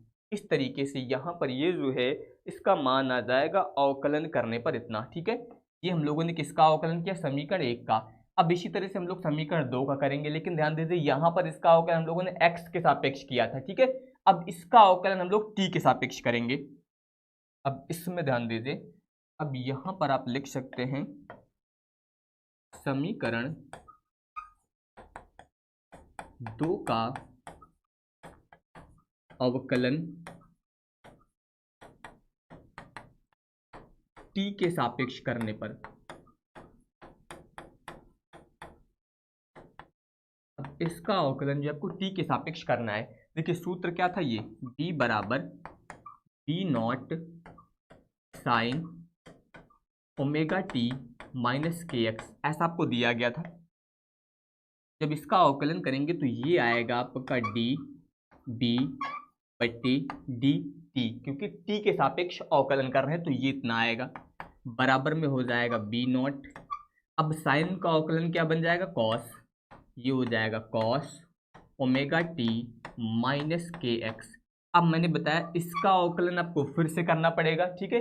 अब देखिए जब इसका अवकलन फिर से करेंगे तो अब की बार किसके सापेक्ष अवकलन किया जाएगा, टी के सापेक्ष। तो टी वाला पद ये है, तो इसका जब अवकलन करेंगे तो टी का 1 हो जाएगा, यहाँ पर कितना बचेगा, ओमेगा, वही ओमेगा आपका यहाँ पर गुणे में आ जाएगा इस तरीके से। बाकी अब की बार ये वाला पद आपका 0 हो जाएगा, क्योंकि हम लोग टी के सापेक्ष कर रहे हैं, पिछली बार हम लोगों ने एक्स के सापेक्ष किया था। तो ये मान आपका यहाँ पर इतना आ जाएगा। तो यहाँ पर हम लोगों ने समीकरण 1 और 2 यानी कि जो वैद्युत क्षेत्र और चुंबकीय क्षेत्र दोनों के तात्क्षणिक मान थे उनका यहाँ पर अवकलन किया गया है। अब इसके बाद हम लोग मैक्सवेल के समीकरण का यहाँ पर यूज करेंगे। तो अब आप बता सकते हैं मैक्सवेल समीकरण से, मैक्सवेल समीकरण बोल सकते हैं या फिर मैक्सवेल नियम बोल सकते हैं, ठीक है। मैक्सवेल समीकरण से, तो ये आपको याद रखना है, मैक्सवेल समीकरण के अनुसार टी ई बट्टी डी एक्स जो होता है ये आपका माइनस डी बी बट्टी डी टी के बराबर होता है। ये आप लोग याद रखिएगा, मैक्सवेल के समीकरण के अनुसार डी ई बट्टी डी एक्स जो होगा वो minus D B by D T के बराबर होता है। इसका मान अभी हम लोगों ने ज्ञात किया है, यहाँ पर डी ई बट्टी डी एक्स ये मान हो जाएगा आपका, और वही मान हम लोग यहाँ पर रखेंगे इसमें।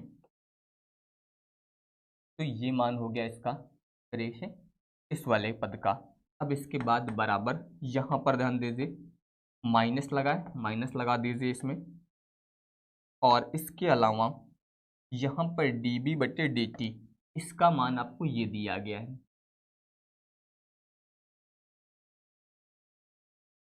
ये मान यहाँ पर रख दीजिए।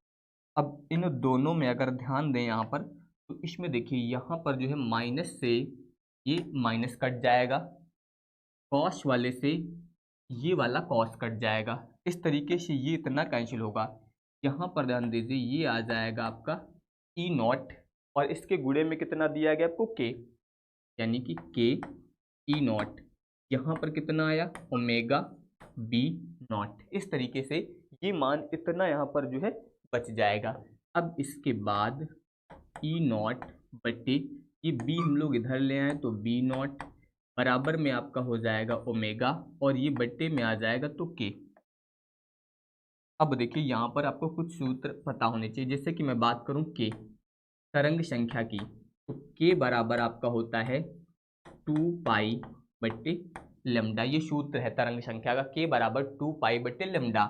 और इसके अलावा अगर मैं ओमेगा की बात करूं तो 2 पाई, देखिए यहाँ पर मैं आपको एफ भी बता सकता था, मैंने बताया ओमेगा बराबर आप 2 पाई एफ लिखते हैं, एफ मतलब आवृत्ति। यहाँ पर मैंने आवृत्ति को न्यू से लिख दिया, ये न्यू है याद रखिएगा, वी नहीं है, न्यू है, ठीक है। तो 2 पाई न्यू का मतलब आवृत्ति से है। तो यहाँ पर देखिए कितना है ओमेगा बाई के, तो अगर इनके हम लोग मान रखें यहाँ पर ओमेगा बाई के, तो अब ध्यान दीजिए ओमेगा का मान कितना हो जाएगा आपका 2 पाई न्यू बट्टे के का मान हो जाएगा आपका 2 पाई बट्टे लेमडा। तो अब इसमें आपका 2 पाई से 2 पाई कट जाएगा, ये आएगा आपका ई नॉट बट्टे बी नॉट बराबर ये लेमडा पलट के ऊपर आ जाएगा, तो यहाँ पर हो जाएगा न्यू लेमडा। इतना हो गया। अब यहाँ पर ध्यान दीजिए एक सूत्र ये भी आपका होता है, सी बराबर न्यू लेमडा, यानी कि जो प्रकाश की चाल होती है वो हमेशा आवृत्ति गुणे तरंगदैर्ध्य के बराबर होती है। तो यहाँ पर आप न्यू लेमडा की जगह पर कितना यूज कर सकते हैं, सी का यूज कर सकते हैं। इसका मतलब ये जो फॉर्मूला है आपका, ये कितना आएगा, ये आपका आ जाएगा यहाँ पर ई नॉट बट्टे बी नॉट बराबर सी। ये यहाँ पर जो है फॉर्मूला आ जाएगा। सी आप जानते हैं प्रकाश की चाल है, तो यहाँ पर जो आपको ये पता होना चाहिए कि ई और बी एक ही कला में है, या फिर बोल सकते हैं समान कला में है, ठीक है। ये आपको याद रखना है, एक ही कला में है। तो जब ये यहाँ पर एक ही कला में है, तो इनके आयामों का अनुपात, मतलब वैद्युत क्षेत्र और चुंबकीय क्षेत्र के आयामों का अनुपात क्या हो गया, ये प्रकाश की चाल के बराबर है। तो इसका मतलब जो वैद्युत क्षेत्र और चुंबकीय क्षेत्र का मान होगा वो भी आपका जो है निर्वात में प्रकाश की चाल के बराबर होगा।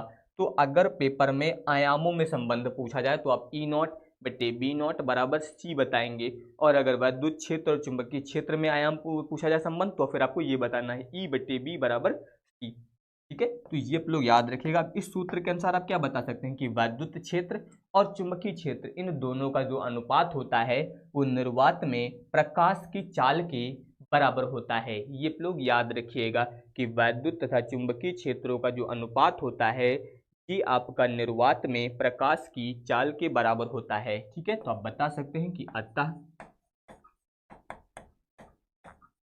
वैद्युत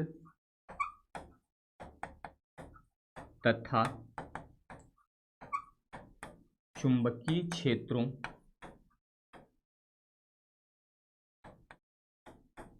वैद्युत तथा चुंबकीय क्षेत्रों का अनुपात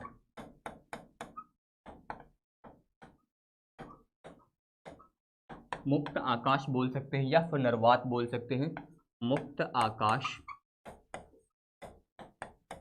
में प्रकाश की चाल के बराबर होता है, प्रकाश की चाल के बराबर होता है। ये हो जाएगा।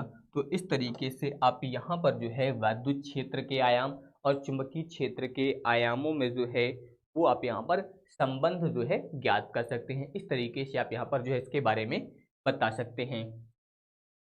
अब इसके बाद ध्यान दीजिए, अब हम लोग यहाँ पर बात करने वाले हैं वैद्युत चुंबकीय तरंगों में ऊर्जा घनत्व। तो इसके पहले याद होगा मैंने आपको वैद्युत ऊर्जा घनत्व के बारे में बताया था, चुंबकीय ऊर्जा घनत्व के बारे में बताया था। अब यहाँ पर आप पढ़ने वाले हैं वैद्युत चुंबकीय तरंगों में ऊर्जा घनत्व। तो ध्यान दीजिए, पर बताया गया सबसे पहले आपको कि किसी वैद्युत क्षेत्र सदिश ई में यानी कि निर्वात में जो ऊर्जा घनत्व होता है, ये इसका सूत्र मैंने निगमन आपको कराया था 1/2 ε0 E²। ये आपका होता है वैद्युत ऊर्जा घनत्व। तथा जो चुंबकीय क्षेत्र में आपका ऊर्जा घनत्व होता है, ये आपका ये होता है 1/2 p² बटे में म्यू नॉट। तो ये आपका होता है चुंबकीय क्षेत्र का ऊर्जा घनत्व, तो ये होता है आपका वैद्युत ऊर्जा घनत्व। यानी कि यहाँ पर हम लोग बात करें, अतः वैद्युत चुंबकीय ऊर्जा घनत्व की अब यहाँ पर बात होगी। ठीक है, अतः डायरेक्ट यहाँ पर मैं ऊर्जा घनत्व लिख रहा हूँ, अतः ऊर्जा घनत्व, ऊर्जा घनत्व इसे जो है स्मॉल u से प्रदर्शित करते हैं।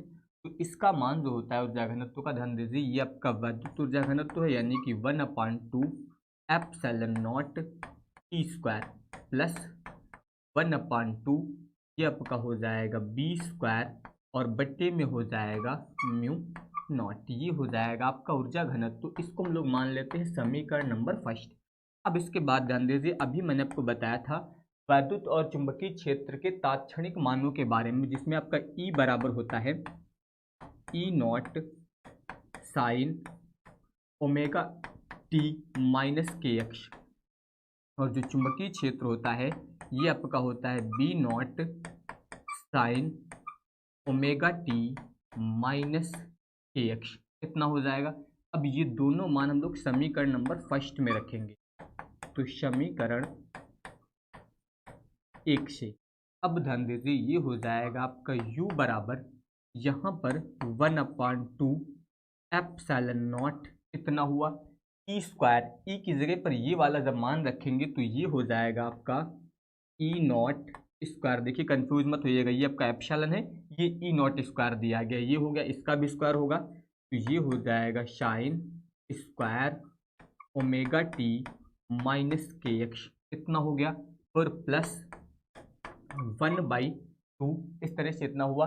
अब देखिए यहाँ पर b का मान रखना है, b का मान आप ये रखेंगे तो ये हो जाएगा आपका B0² और इसके अलावा sine square omega t minus kx। इतना हो गया, और बट्टे में म्यू नॉट दिया गया था, तो बट्टे में यहाँ पर आप लिख लेंगे म्यू नॉट। इस तरह से इतना हो गया। अब यहाँ पर हम लोग ज्ञात करने वाले, ये तो हो गया ऊर्जा घनत्व, तो हम लोग यहाँ पर ज्ञात करने वाले हैं औसत ऊर्जा घनत्व। तो अब ध्यान दीजिए, औसत ऊर्जा घनत्व हेतु, मतलब औसत ऊर्जा घनत्व के लिए, ये याद रखिएगा, औसत ऊर्जा घनत्व के लिए यहाँ पर जो आपका ये मान दिया गया है, यानी कि sine square omega t minus kx बराबर 1/2। अभी ये मैंने आपको बहुत जल्द बताया था प्रत्यावर्ती धारा में भी। वहां पर जब भी हम लोग औसत ऊर्जा घनत्व या फिर औसत मान निकालते हैं साइन स्क्वायर का एक चक्र के लिए, पूरे एक परिपथ में एक चक्र के लिए जब साइन स्क्वायर का औसत मान निकाला जाता है तो ये हमेशा कितना होता है 1/2। ये मैंने आपको प्रत्यावर्ती धारा में बताया था, अगर नहीं पता है तो ये याद रखिएगा कि औसत मान जब भी आप ज्ञात करेंगे तो साइन स्क्वायर अगर कहीं पर दिया गया तो इसका मान आपका 1/2 होता है, ये आपका आ जाएगा। तो औसत ऊर्जा घनत्व के लिए आपका साइन स्क्वायर का मान 1/2 होगा, और जो आपका u होता है ये आपका बराबर होता है u बार के, इसको हम लोग बोलते हैं औसत ऊर्जा घनत्व। तो अब यहाँ पर ध्यान दीजिए, ये जो सूत्र था इसमें u की जगह पर अब आपका हो जाएगा u बार, यानी कि ये अब आप ऐसा लिखेंगे u बार, इस तरह से हो जाएगा बराबर। अब यहाँ पर था 1/2 ε0 इतना हुआ, इसके अलावा E0²। यहाँ पर देखिए ये इसका मान कितना यूज करेंगे 1/2 गुणे 1/2, फिर प्लस इसके बाद हो जाएगा 1/2 B0² म्यू नॉट, तरह से इतना हुआ यहाँ पर। अब ये साइन स्क्वायर दिया गया है, इसका भी मान आपका कितना हो जाएगा 1/2। इस तरह से ये हुआ। कुल मिला के अगर मैं बात करूँ यहाँ से u बार बराबर ये हो जाएगा आपका 1/4। देखिए यहाँ पर भी 1/2, यहाँ पर भी 1/2, गुणा कर दीजिए तो epsilon not E not square plus ये भी आपका हो जाएगा 1/4।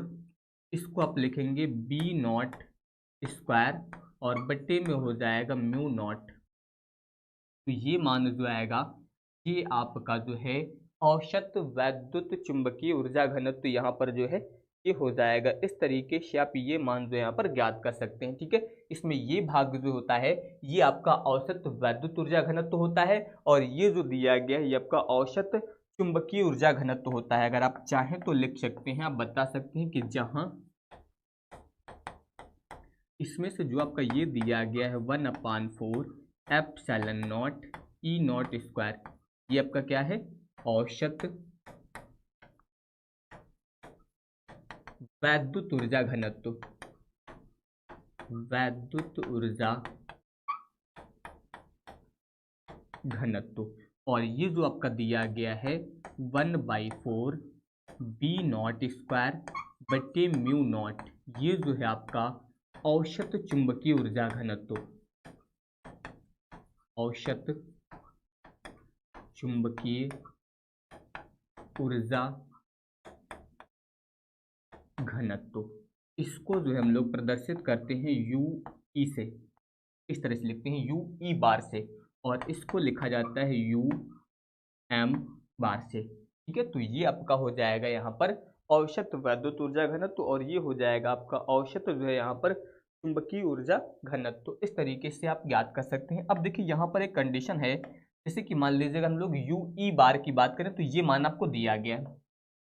चलिए मैं यहाँ पर एक केस लिख देता हूँ। कंडीशन क्या है आपकी, यू ई बार बराबर 1/4 epsilon not E not square, ये मान लीजिए आपको यहाँ पर इतना दिया गया है कंडीशन में। ठीक है, ये अभी हम लोगों ने ज्ञात किया, ये मान आपका वैद्युत ऊर्जा का जो है औसत ऊर्जा घनत्व तो हो जाएगा आपका। ठीक है, अब आपको एक सूत्र भी अब पढ़ाया गया है कि ई नॉट बट्टे बी नॉट बराबर कितना होता है सी, ये आपने पढ़ाया जी।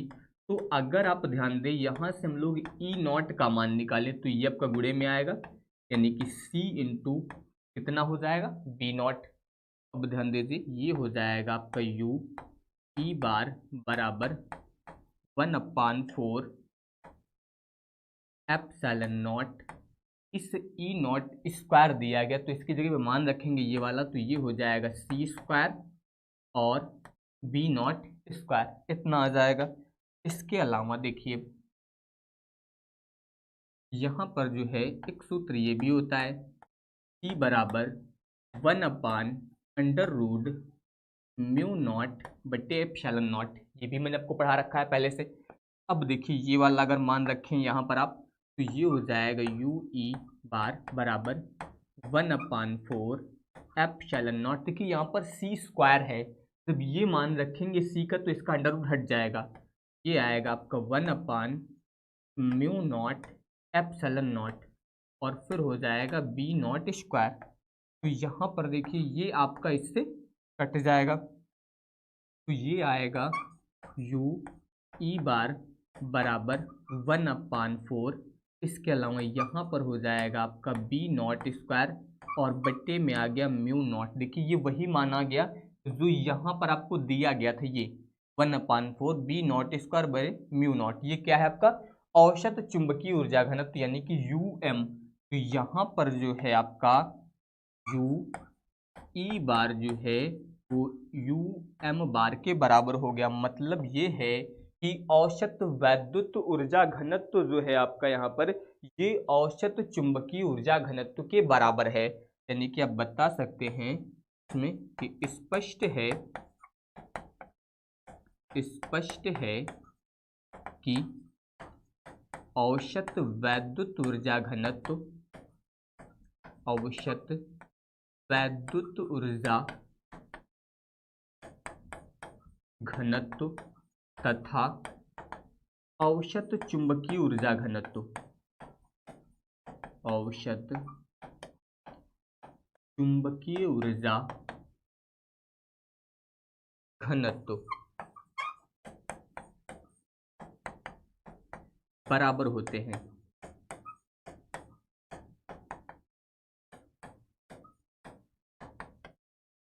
बराबर होते हैं। तो ये आप लोग याद रखिएगा कि औसत विद्युत ऊर्जा घनत्व जो है ये आपका औसत यहाँ पर चुंबकीय ऊर्जा घनत्व के बराबर होता है। ये आपको याद रखना है, ठीक है। तो अब यहाँ पर जो आप इसमें लिख सकते हैं कि अतः औसत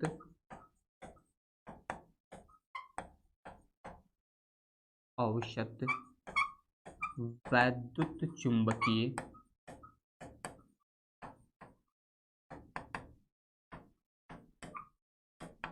ऊर्जा घनत्व।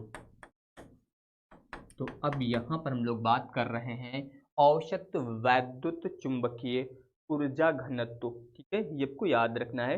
तो अगर इसकी बात की जाए तो अब आप इसको ऐसा लिख सकते हैं यहाँ पर U बार बराबर 1/2 एप्सिलॉन नॉट ई स्क्वायर, और ये आपका बराबर हो जाएगा 1/2 बी स्क्वायर बटे म्यू नॉट के। इस तरीके से आप यहाँ पर जो है इसको लिख सकते हैं। सॉरी, यहाँ पर ई नॉट आपको लिखना है, ये ई नॉट और ये आपका बी नॉट। इस तरीके से देखिए ये आपस में बराबर है। ये आपका विद्युत ऊर्जा घनत्व हुआ, ये आपका यहाँ पर जो है चुंबकीय, सॉरी ये आपका यहाँ पर जो है चुंबकीय ऊर्जा घनत्व हो जाएगा। तो इन दोनों के मान जो होंगे वो आपके यहाँ पर इसके बराबर हो जाएंगे, यानी कि औसत ऊर्जा घनत्व के बराबर होंगे। तो इस स्थिति में जो है आप यहाँ पर इनका ये वाला मान जो है वो आप ज्ञात कर सकते हैं। तो ये फॉर्मूला आप सभी को यहाँ पर याद रखना है। और इस सूत्र में आप देख सकते हैं यहाँ पर मैंने कितना लिखा है 1/2।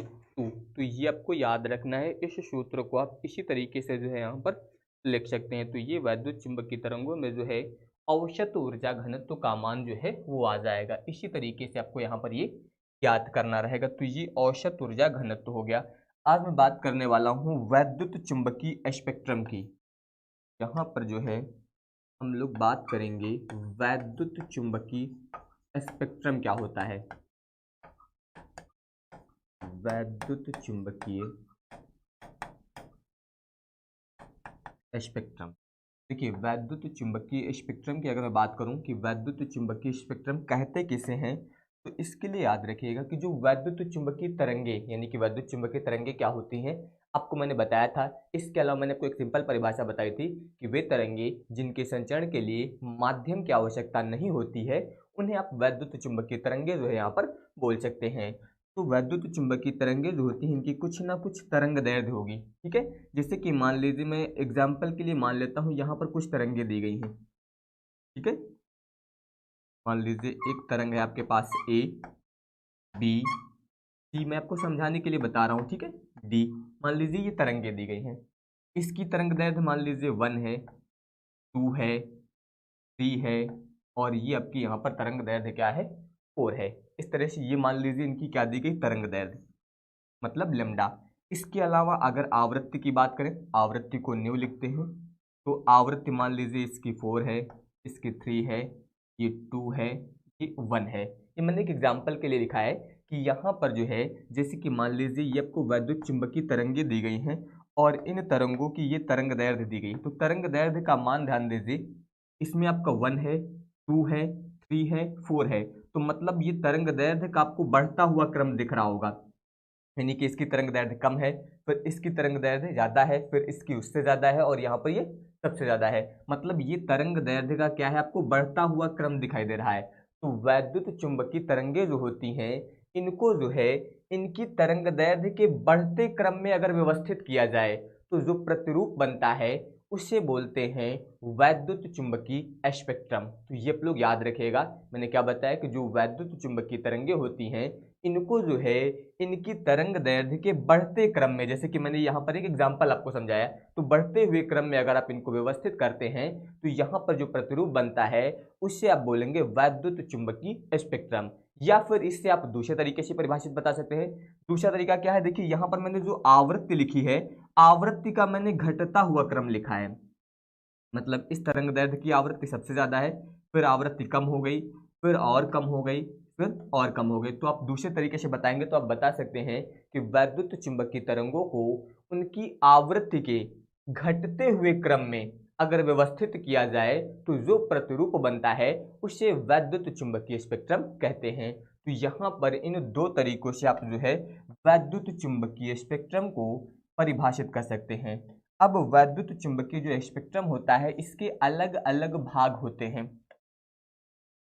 अब अगर मैं बात करूं सूर्य के प्रकाश की, तो आपको पता है कि जो सूर्य का प्रकाश होता है वो आपका 7 रंगों में, मतलब यहाँ पर अगर मैं बात करूं विब प्योर, ये तो आप सभी को पता ही है। यहाँ पर सूर्य का प्रकाश जो होता है वो आपका 7 रंगों में, यहाँ पर आर का मतलब रेड यानी कि लाल रंग के प्रकाश से है, और इसके अलावा यहाँ पर ये वायलेट यानी कि बैंगनी रंग की बात हो रही है। तो सूर्य के प्रकाश में जो है यहाँ पर ये 7 रंग होते हैं।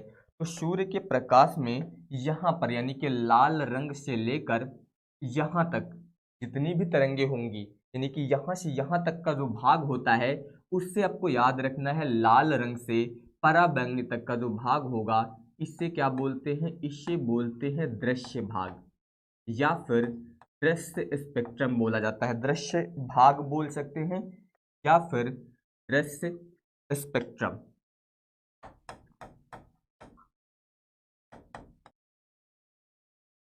स्पेक्ट्रम तो यहाँ पर मैंने बताया कि लाल रंग से लेकर बैंगनी रंग तक सूर्य के प्रकाश में ये सारे कलर होते हैं। तो यहाँ से यहाँ तक का जो है ये जितना भी भाग दिया गया ये आपका क्या कहलाता है, दृश्य स्पेक्ट्रम कहलाता है।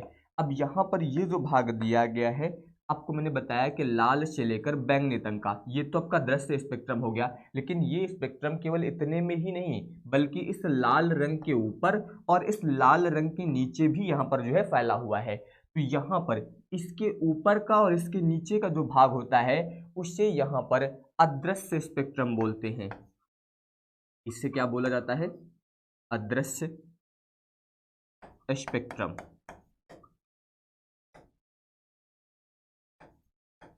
ये आपका कौन सा भाग होता है, जो कि आपका लाल रंग के ऊपर और बैंगनी रंग के नीचे तक फैला हुआ भाग होता है, ये आपका जो है अदृश्य स्पेक्ट्रम कहलाता है। ये आपको याद रखना है। अब इसके अलावा लाल रंग से ऊपर जितनी भी बड़ी तरंग दैर्ध्य वाली तरंग दैर्ध्य, यानी कि इसके ऊपर लाल रंग से ऊपर जितने भी बड़ी तरंग दैर्ध्य वाला भाग होगा उसको हमेशा अवरक्त स्पेक्ट्रम बोलते हैं। ये याद रखिएगा, लाल रंग के ऊपर जितने भी अधिक तरंग दैर्ध्य वाले भाग होंगे, जहां पर तरंग दैर्ध्य सबसे ज्यादा होगी, उससे बोला जाता है अवरक्त स्पेक्ट्रम। से क्या बोलते हैं, अवरक्त। और इसके अलावा यहाँ पर जो बैंगनी दिया गया है इसके नीचे जो छोटी तरंग दैर्ध्य वाला भाग होता है इसको बोला जाता है पराबैंगनी स्पेक्ट्रम, परा बैंगनी स्पेक्ट्रम। तो ये सारे भागों के बारे में आपको पता होना चाहिए। एक बार मैं आपको फिर से बता देता हूँ सारे पॉइंट। सबसे पहले तो ध्यान दीजिए, अगर मैं बात करूँ यहाँ पर स्पेक्ट्रम की, जैसे मैंने अभी आपको समझाया, यहाँ पर देखिए जैसे मैंने तरंग दैर्ध्य के लिए बात किया वहाँ पर मैंने आपको एग्जाम्पल के रूप में समझा दिया था। अगर हम लोग तरंग दैर्ध्य की बात करें तो तरंग दैर्ध्य को हम लोग लिखते हैं किससे, लेमडा से। मान लीजिए यहाँ पर तरंग दैर्ध्य जो है सबसे पहले है 10 की घात -14, ठीक है। फिर इसके बाद 10 की घात -12, 10 की घात -10, फिर यहाँ पर हो जाएगा 10 की घात -8, 10 की घात -6 के बाद 10 की घात -4, 10 की घात -2। इसी क्रम में यहाँ पर मैं लिखता जा रहा हूँ, ठीक है। 10 की घात लास्ट में मान लीजिए 2 है, फिर ये 10 की घात 4 है। तो यहाँ पर अगर आप ध्यान दें तो घात यहाँ पर माइनस से शुरू हुई थी, धीरे धीरे धीरे धीरे इसका मान जो है वो बढ़ता जा रहा है। मतलब ये आपको जो है तरंग दैर्ध्य का एक बढ़ता हुआ क्रम दिखाई दे रहा होगा, ठीक है। तो जब यहाँ पर हम लोग इन तरंगों को बढ़ते हुए तरंग दैर्ध्य के क्रम में रखते हैं तो ये जो स्पेक्ट्रम बनता है इसे क्या बोला जाता है, यहाँ पर यही आपका वैद्युत चुंबकीय स्पेक्ट्रम कहलाता है। इनकी तरंग दैर्ध्य परिसर जो होती है वो आपकी अलग अलग होती है। जैसे कि मैं बात करूं 10 की घात -14 से लेकर 10 की घात -10 तक की तरंग दैर्ध्य वाला जो भाग है ये आपका कहलाता है, यहाँ पर जो है यहाँ से यहाँ तक की जो किरणें होती हैं वो आपकी गामा किरणों के अंतर्गत आती हैं। गामा किरणें, ये याद रखिएगा, मतलब जो गामा किरणें होती हैं इनकी तरंग दैर्ध्य जो होती है वो लगभग 10 की घात -14 से 10 की घात -10 मीटर तक होती है। 10 की घात -14 से जो है 10 की घात -10 तक ये आपकी गामा किरणें होती हैं। यहाँ पर ये याद रखिएगा, जो मैं ये रेंज लिख रहा हूँ जिसे परिचर बोलते हैं, ये आपको अलग अलग बुक में अलग अलग यहाँ पर दिया गया। एनसीईआरटी बुक में आपको अलग दिया गया हो, थोड़ा बहुत मान डिफरेंस होता है। जैसे मैंने यहाँ पर आपको बता दिया 10 की घात 14 से 10 की घात -10 तक हो सकता है, वहाँ पर आपको 10 की घात -9 दिया गया हो। ठीक है, तो बस थोड़ा थोड़ा डिफरेंस दिया गया हर बुक में, बाकी उसमें कंफ्यूज मत होना। ठीक है, बस आपको ये याद रखना है इनका क्रम।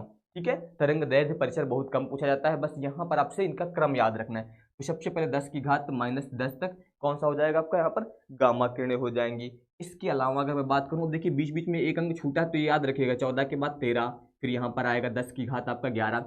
तो इसके बाद गामा किरणों के बाद जो है 10 की घात 11 से लेकर लगभग 10 की घात 9 तक का जो भाग होता है वो आपकी होती है एक्स किरणें, यानी कि इनकी तरंग दैर्घ्य जो होती है एक्स किरणों की तरंग दैर्घ्य लगभग 10 की घात -11 से लेकर 10 की घात -9 तक लगभग होती है। और फिर 9 के बाद लगभग 6 तक जो भाग होगा वो आपकी होती है पराबैंगनी किरणें। पराबैंगनी किरणें, इसीलिए मैं आपको यहाँ पर ये क्रम बता रहा हूँ। ठीक है, पराबैंगनी हो जाएगा। इसके बाद 10 की घात 6 से लगभग 10 की घात यहाँ पर 3 तक जो है आपका अवरक्त होगा। इसके बाद जो है आपका यहाँ पर लगभग 10 की घात -3 से जो है आपका 10 की घात जो है यहाँ पर 2 तक जो है आपका लगभग यहाँ पर जो होगा आपका ये सूक्ष्म तरंगे, या फिर इन्हें माइक्रो तरंगे आप बोल सकते हैं, सूक्ष्म तरंगे। और इसके अलावा यहाँ से लेकर यहाँ तक लगभग की रेंज में जो है आपकी रेडियो तरंगे होती हैं। तो ये आपका जो है वैद्युत चुंबकीय स्पेक्ट्रम हो जाएगा। इस तरीके से यहाँ पर जो है इसको आप प्रदर्शित कर सकते हैं। ठीक है, ये सारे मान जो दिए गए आपको तरंग दैर्घ्य के, ये मीटर में दिए जाएंगे, ये याद रखिएगा, मीटर में। तो यहाँ पर मैंने जो है तरंग दैर्घ्य के बढ़ते क्रम में जो है इन तरंगों को व्यवस्थित किया। तो ये जो प्रतिरूप बनेगा इसे यहाँ पर वैद्युत चुंबकीय स्पेक्ट्रम बोला जाता है। बाकी मैंने मान बता दिए कि ये थोड़ा बहुत डिफरेंस आपको दिखेंगे अलग अलग, कहीं पर 10 की घात पॉइंट में। और ये जो बीच वाला भाग होता है ये, इससे हम लोग बोलते हैं दृश्य भाग, आपका दृश्य भाग बोल सकते हैं, या फिर दृश्य विकिरण बोल सकते हैं। ये आपको याद रखना है, यहाँ से यहाँ तक का जो ये बीच वाला गैप दिया है। अब यही दृश्य विकिरण की बात करें अगर, तो इसकी जो तरंग दैर्घ्य होगी कहीं कहीं पर आपको 10 की घात -10 से 10 की घात -7 रेंज से होगी। यहाँ पर देखिए ये आपका -6, तो इसके बीच में आपका 10 की घात -7 ही आएगा। तो ये आपका 10 की घात -10 से जो है, सॉरी 10 की घात -7 से जो है 10 की घात -7 की रेंज में होता है आपका दृश्य विकिरण। लेकिन ये कुछ बुक में आपको 10 की घात -6 से 10 की घात -6 में भी दिख जाएगा। तो मैंने क्या बताया, आप इस रेंज में मत कंफ्यूज होइएगा, बस आपको इतना याद रखना है इनका क्रम। तो ये तरंग दैर्घ्य का मैंने बढ़ते हुए क्रम में यहाँ पर तरंगों को व्यवस्थित किया। सबसे पहले गामा किरण, फिर इसके बाद एक्स किरण, मतलब इसकी तरंग दैर्घ्य सबसे कम है, फिर इसकी उससे ज़्यादा है, फिर इसके बाद पराबैंगनी की, फिर अवरक्त, फिर इसके बाद सूक्ष्म रेडियो तरंगों, बीच में यहाँ पर आपकी दृश्य विकिरण भी है, ये मैंने नहीं बोला, ये याद रखिएगा। ठीक है, तो ये आपका तरंग दैर्घ्य का बढ़ता हुआ क्रम है। और अगर आवृत्ति की बात करें तो सेम विपरीत, यही आवृत्ति का आपका घटता हुआ क्रम हो जाएगा, क्योंकि इसकी आवृत्ति जो है आपकी सबसे ज़्यादा होगी, फिर इससे कम होगी, फिर इससे कम होगी। तो ये आपका कहलाता है वैद्युत चुंबकीय स्पेक्ट्रम। बाकी मैंने सभी भागों के बारे में आपको बता दिया कि यहाँ पर जो आपका सूर्य के प्रकाश का जो भाग होता है, यानी कि आपका लाल रंग से लेकर बैंगनी रंग तक का जो भाग होता है वो आपका दृश्य भाग कहलाता है, और यहाँ पर दृश्य स्पेक्ट्रम या दृश्य भाग कहलाता है। और आपको बताया गया कि लाल रंग के ऊपर और बैंगनी रंग के नीचे भी यहाँ पर जो स्पेक्ट्रम फैला हुआ है जिसे अदृश्य स्पेक्ट्रम बोलते हैं। और यहाँ पर जो है लाल रंग से ऊपर जितने भी अधिक तरंग दैर्घ्य वाले भाग होंगे, जहाँ पर तरंग दैर्घ्य सबसे ज़्यादा होगी, उन्हें अवरक्त स्पेक्ट्रम या अवरक्त भाग बोलते हैं। और बैंगनी रंग के नीचे जहाँ पर तरंग दैर्घ्य सबसे कम या सबसे छोटी होती है, वहाँ पर जो भाग होता है उसे हम लोग बोलते हैं पराबैंगनी स्पेक्ट्रम या पराबैंगनी भाग। तो ये आपको यहाँ पर इसके बारे में याद रखने हैं। ठीक है, बाकी मैंने बुक के अनुसार बता दिया कि ये सारे मान जो तरंग दैर्घ्य वगैरह की रेंज जो मैंने लिखी है पावर में, ये आपको अलग अलग देखने को मिल जाएगी। चलिए अब ध्यान दीजिए, सबसे पहले यहाँ पर सामान्य वैद्युत चुंबकीय तरंगों की तरंग दैर्घ्य के बढ़ते क्रम, ध्यान दीजिए यहाँ पर क्या बताया गया, तरंग दैर्घ्य के बढ़ते क्रम, या फिर दूसरा तरीका क्या है आपको, आवृत्ति के घटते क्रम में व्यवस्थित प्रतिरूप को जो है वैद्युत चुंबकीय स्पेक्ट्रम कहते हैं। ये आपका हो गया वैद्युत चुंबकीय स्पेक्ट्रम किसे कहते हैं, इसकी बात हो गई। अब इसके अलावा सूर्य के प्रकाश के स्पेक्ट्रम में लाल रंग से लेकर जो है बैंगनी रंग तक दिखाई पड़ते हैं। ये तो आप सभी लोग जानते हैं कि लाल रंग से बैंगनी रंग तक दिखाई देते हैं। इसे यहाँ पर जो है दृश्य स्पेक्ट्रम बोला जाता है, यही मैंने आपको बताया। इसके अलावा लाल रंग की तरंग दैर्ध्य लगभग 7.8 गुणे 10 की घात -7 मीटर होती है, ये लाल रंग के प्रकाश की है।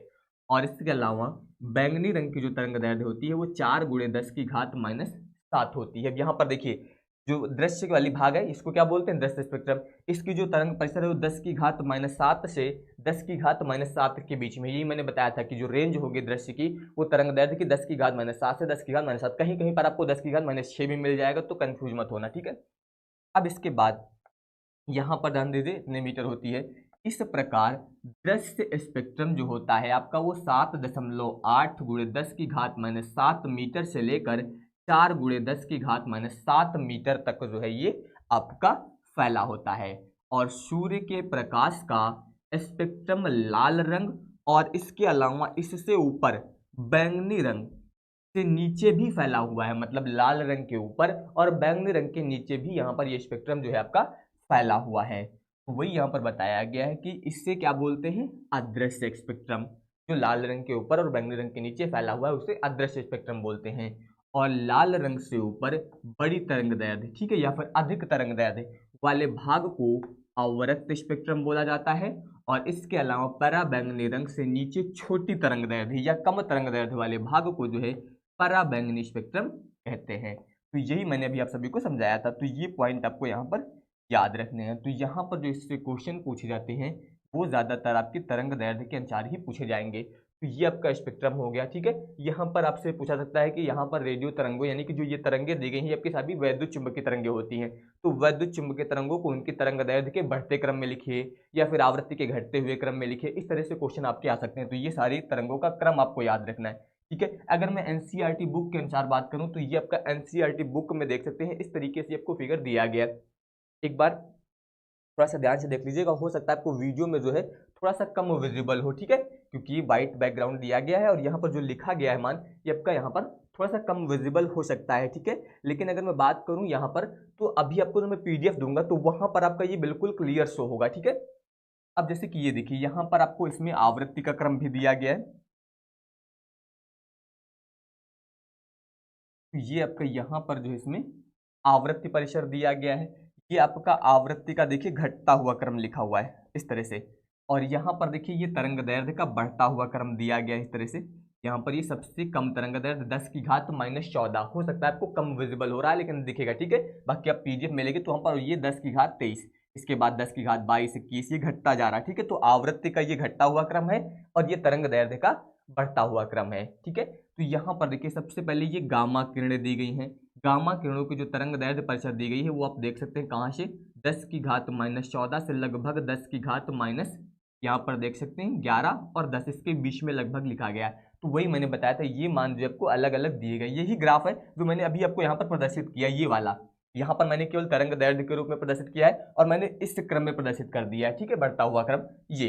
और यहाँ पर वही ग्राफ आपका ये भी प्रदर्शित है, बस ये क्रम यहाँ पर दिया गया आपको इस क्रम में, यानी कि ऊपर से नीचे की ओर लिख दिया गया है, ठीक है। ये आपका तरंग दैर्ध्य का बढ़ता हुआ क्रम दिया गया है और ये आवृत्ति का घटता हुआ क्रम दिया गया है, ठीक है। इस तरीके से देख सकते हैं बीच में ये जो भाग आपका दिया गया है दृश्य वाला भाग, इसमें आप देख सकते हैं इसकी जो रेंज है ये 10 की घात -6, ठीक है। तो 10 की घात -7 से -7 के बीच में होगी। बाकी मैंने पूरा वहां पर आपको समझा दिया है। इसकी पीडीएफ मैंने ये इसलिए लगा दी है यहाँ पर पीडीएफ में कि आपको एनसीईआरटी बुक के अनुसार भी अगर आप इसके मान देखना चाहें कितने क्या दिए गए तो वो सारे आपको यहाँ पर दिख जाएंगे, ठीक है। बाकी सारी तरंगे आप ध्यान दीजिए, ये जो तरंगे दी गई हैं ये वैद्युत चुंबकीय तरंगे होती हैं आपकी, गामा किरणें, एक्स किरणें, पराबैंगनी किरणें, इसके अलावा दृश्य प्रकाश, अवरक्त, इसके अलावा आप देखिए माइक्रो तरंगे या फिर इन्हें हम लोग बोलते हैं सूक्ष्म तरंगे या फिर लघु तरंगे, ठीक है। इसके अलावा रेडियो तरंगे, अब इसमें रेडियो तरंगों को देखिए अलग अलग भाग लिखे गए, लघु रेडियो तरंगों, टेलीविजन और एफएम रेडियो तरंगे, एएम रेडियो तरंगे, दीर्घ रेडियो तरंगे, ठीक है। यहाँ से यहाँ तक का भाग जो होगा वो आपका रेडियो तरंगों का होता है, ठीक है, जो कि मैंने आपसे भी बताया था अभी यहाँ पर। तो ये तो हो गई इसकी बात स्पेक्ट्रम की। अब जो इसमें इंपॉर्टेंट है वो जितनी भी तरंगे दी गई हैं आपकी वैद्युत चुंबकीय तरंगे, इनसे क्वेश्चन आपसे पूछे जाते हैं कि वैद्युत चुंबकीय तरंगे जो दी गई हैं इनके उत्पादन के बारे में बताइए। मान लीजिए आपसे पूछ लिया जाए कि एक्स किरणों का क्या उपयोग है, या फिर एक्स किरणों के गुण बताइए, एक्स किरणों का उत्पादन कैसे होता है, एक्स किरण जो दी गई है आपकी इसकी आवृत्ति क्या होती है। इस तरह से क्वेश्चन आएंगे, एक एक तरंग के बारे में आपसे पूछा सकता है। तो हम लोग यहाँ पर जो है एक एक तरंग के बारे में सारे पॉइंट जो यहाँ पर डिटेल में पढ़ेंगे। अब ध्यान दीजिए यहाँ पर सभी तरंगों के बारे में आपको, इनके गुण क्या होते हैं, तरंग दैर्ध्य क्या होती है, ठीक है, सब कुछ यहाँ पर अब आपको ध्यान से देखना है। चलिए देखिए, सबसे पहले यहाँ पर जो भी विद्युत चुंबकीय तरंगे हैं इसमें सबसे पहले अगर मैं बात करूँ आपकी गामा किरणों की, तो गामा किरणों की बात करें तो सबसे पहले इसका तरंग दैर्ध्य परिसर या फिर रेंज बोल सकते हैं। तो गामा किरणों की जो तरंग दैर्ध्य होती है वो 1 × 10⁻14 से लेकर जो है ये आपकी 1 × 10⁻10 मीटर तक होती है। ये तरंग दैर्ध्य हो जाएगी इसकी। इसके अलावा बात करें आवृत्ति परिसर की, तो इसकी आवृत्ति जो होती है वो 3 × 10⁻22 से लगभग 3 × 10⁻18 तक जो है होती है। ये मान आपका हर्ट्ज में होगा। देखिए ये हर्ट्ज आपका यहाँ पर इस तरह से लिखा जाएगा, ये यहाँ पर मात्रा नहीं होगी, ठीक है, हर्ट्ज इस तरह से ये होगा। इसके बाद उत्पादन, यानी कि यहाँ पर जो है गामा किरणें कैसे उत्पादित होती हैं, तो यहाँ पर जो है परमाणुओं के नाभिकों का विघटन होने पर उत्सर्जित होती हैं। जो परमाणु होते हैं जब इनके नाभिकों का विघटन होता है तो वहां पर जो किरणें उत्सर्जित होती हैं उन्हें ही बोला जाता है गामा किरणें। तो इनका उत्पादन कैसे होता है ये हो गया। इसके अलावा इनके गुण कौन कौन से हैं, तो इनके गुणों की बात करें तो ये जो है फोटोग्राफिक प्लेटों पर रासायनिक क्रिया करती हैं। इसके अलावा प्रतिदीप्ति, स्फूर्त दीप्ति, आयनीकरण, विवर्तन, उच्च वेधन क्षमता, इसके अलावा यहाँ पर जो है आवेश रहित होती हैं, मनुष्य के लिए हानिकारक होती हैं। ये इनके सभी के गुण दिए गए हैं। अब ये सारे पॉइंट आपको याद करने हैं यहाँ पर। इसके अलावा बात करें उपयोग की, गामा किरणों का उपयोग क्या है, तो ये किरणें जो होती हैं परमाणुओं के नाभिक की संरचना के संबंध में सूचना देती हैं। ये किरणें क्या करती हैं कि परमाणु के जो नाभिक होते हैं उनकी संरचना के संबंध में जो है सूचना देती हैं। और ये जो है चिकित्सा में कैंसर कोशिकाओं को नष्ट करने के लिए भी जो है उपयोग की जाती हैं। तो ये इसके उपयोग हो जाएंगे। तो यहाँ पर अब इनका उत्पादन कैसे होता है, गुण कैसे हैं, उपयोग क्या है, यही पॉइंट आपको सभी तरंगों के बारे में पता होने चाहिए। अब इसके बाद हम लोग यहाँ पर बात करेंगे एक्स किरणों की। तो अगर हम लोग यहाँ पर एक्स किरणों की तरंग दैर्ध्य की बात करें तो एक्स किरणों की जो तरंग दैर्ध्य होती है वो आपकी 1 × 10⁻13 से लेकर जो है 3 × 10⁻8 मीटर तक जो है होती है ये तरंग दैर्ध्य। इसके अलावा अगर मैं बात करूं आवृत्ति परिसर की, अब ये चीजें आपको समझनी नहीं है, आपको याद करनी है, ठीक है, ये आपको समझने से काम नहीं होगा, इनको आपको याद करना पड़ेगा, ठीक है।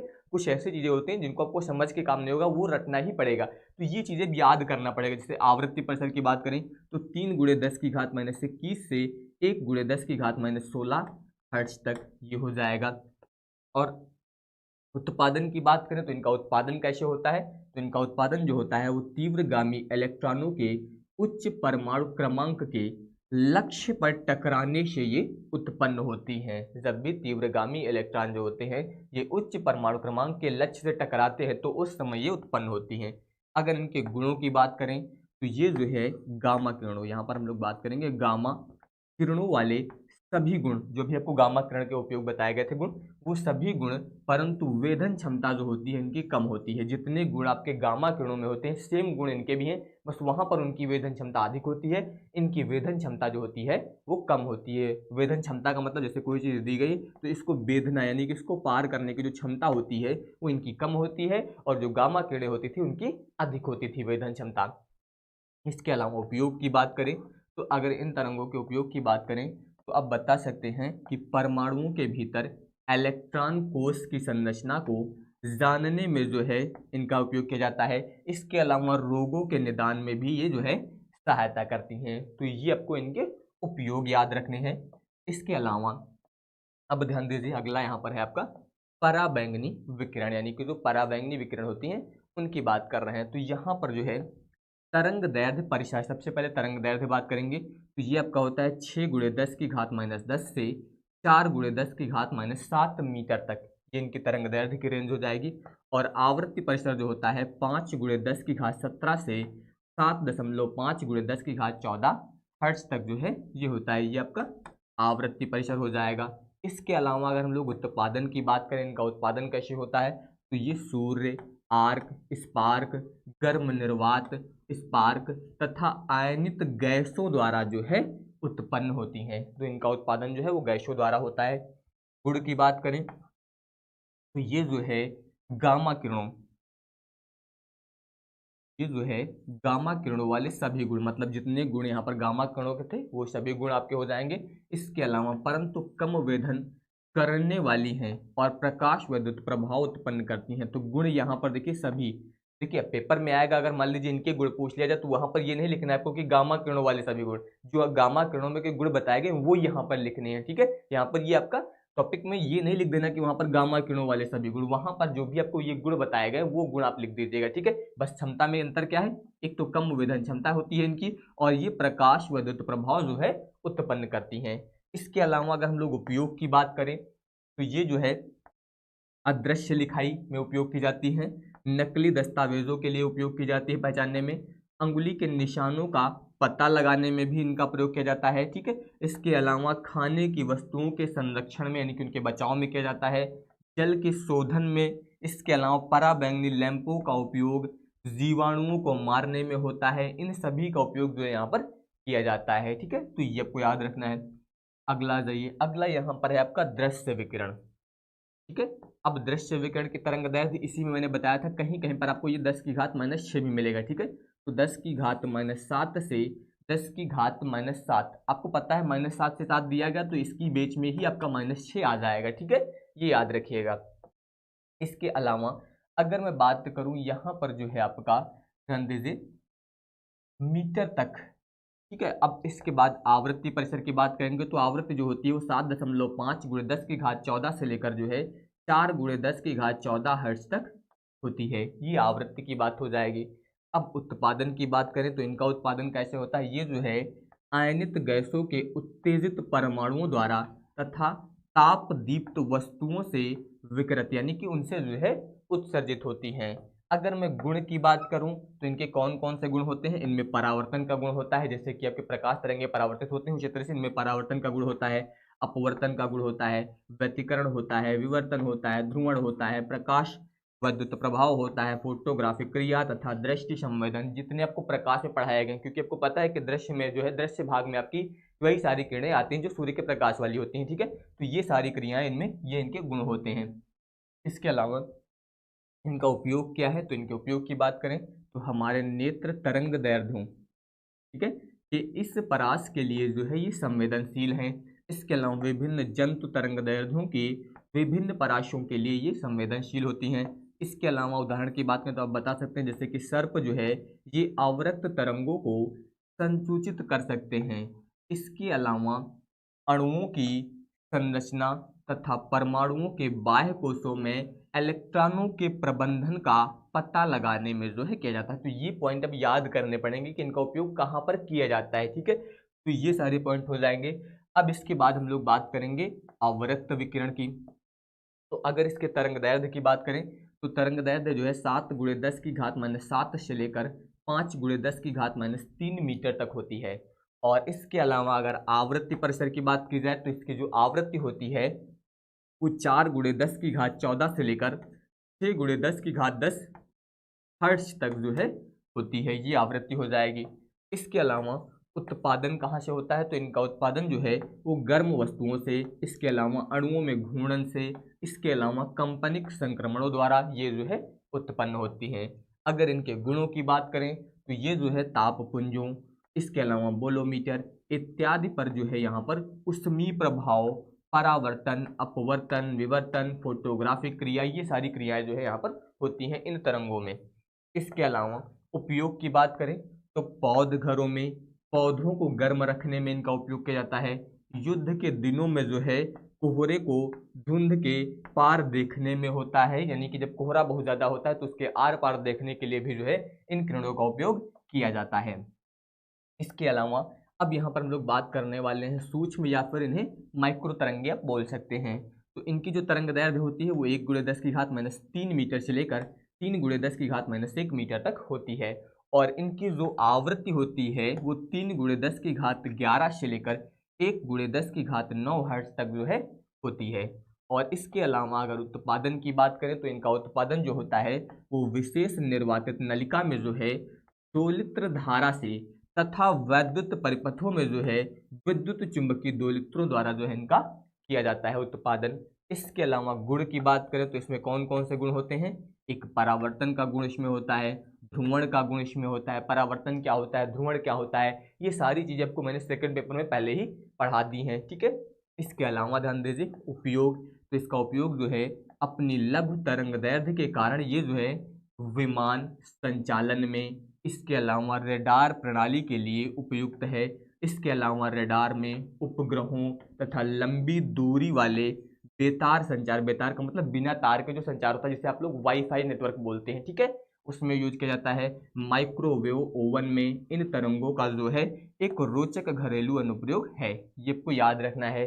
इसके अलावा अगर मैं बात करूं यहाँ पर ये आपकी लास्ट यानी कि रेडियो तरंगे, इनकी जो तरंग दैर्ध्य होती है ये आपकी 7 × 10⁻⁻1 से लेकर 1 × 10⁻⁻4 मीटर तक होती है, ठीक है, ये तरंग दैर्ध्य हो जाएगी।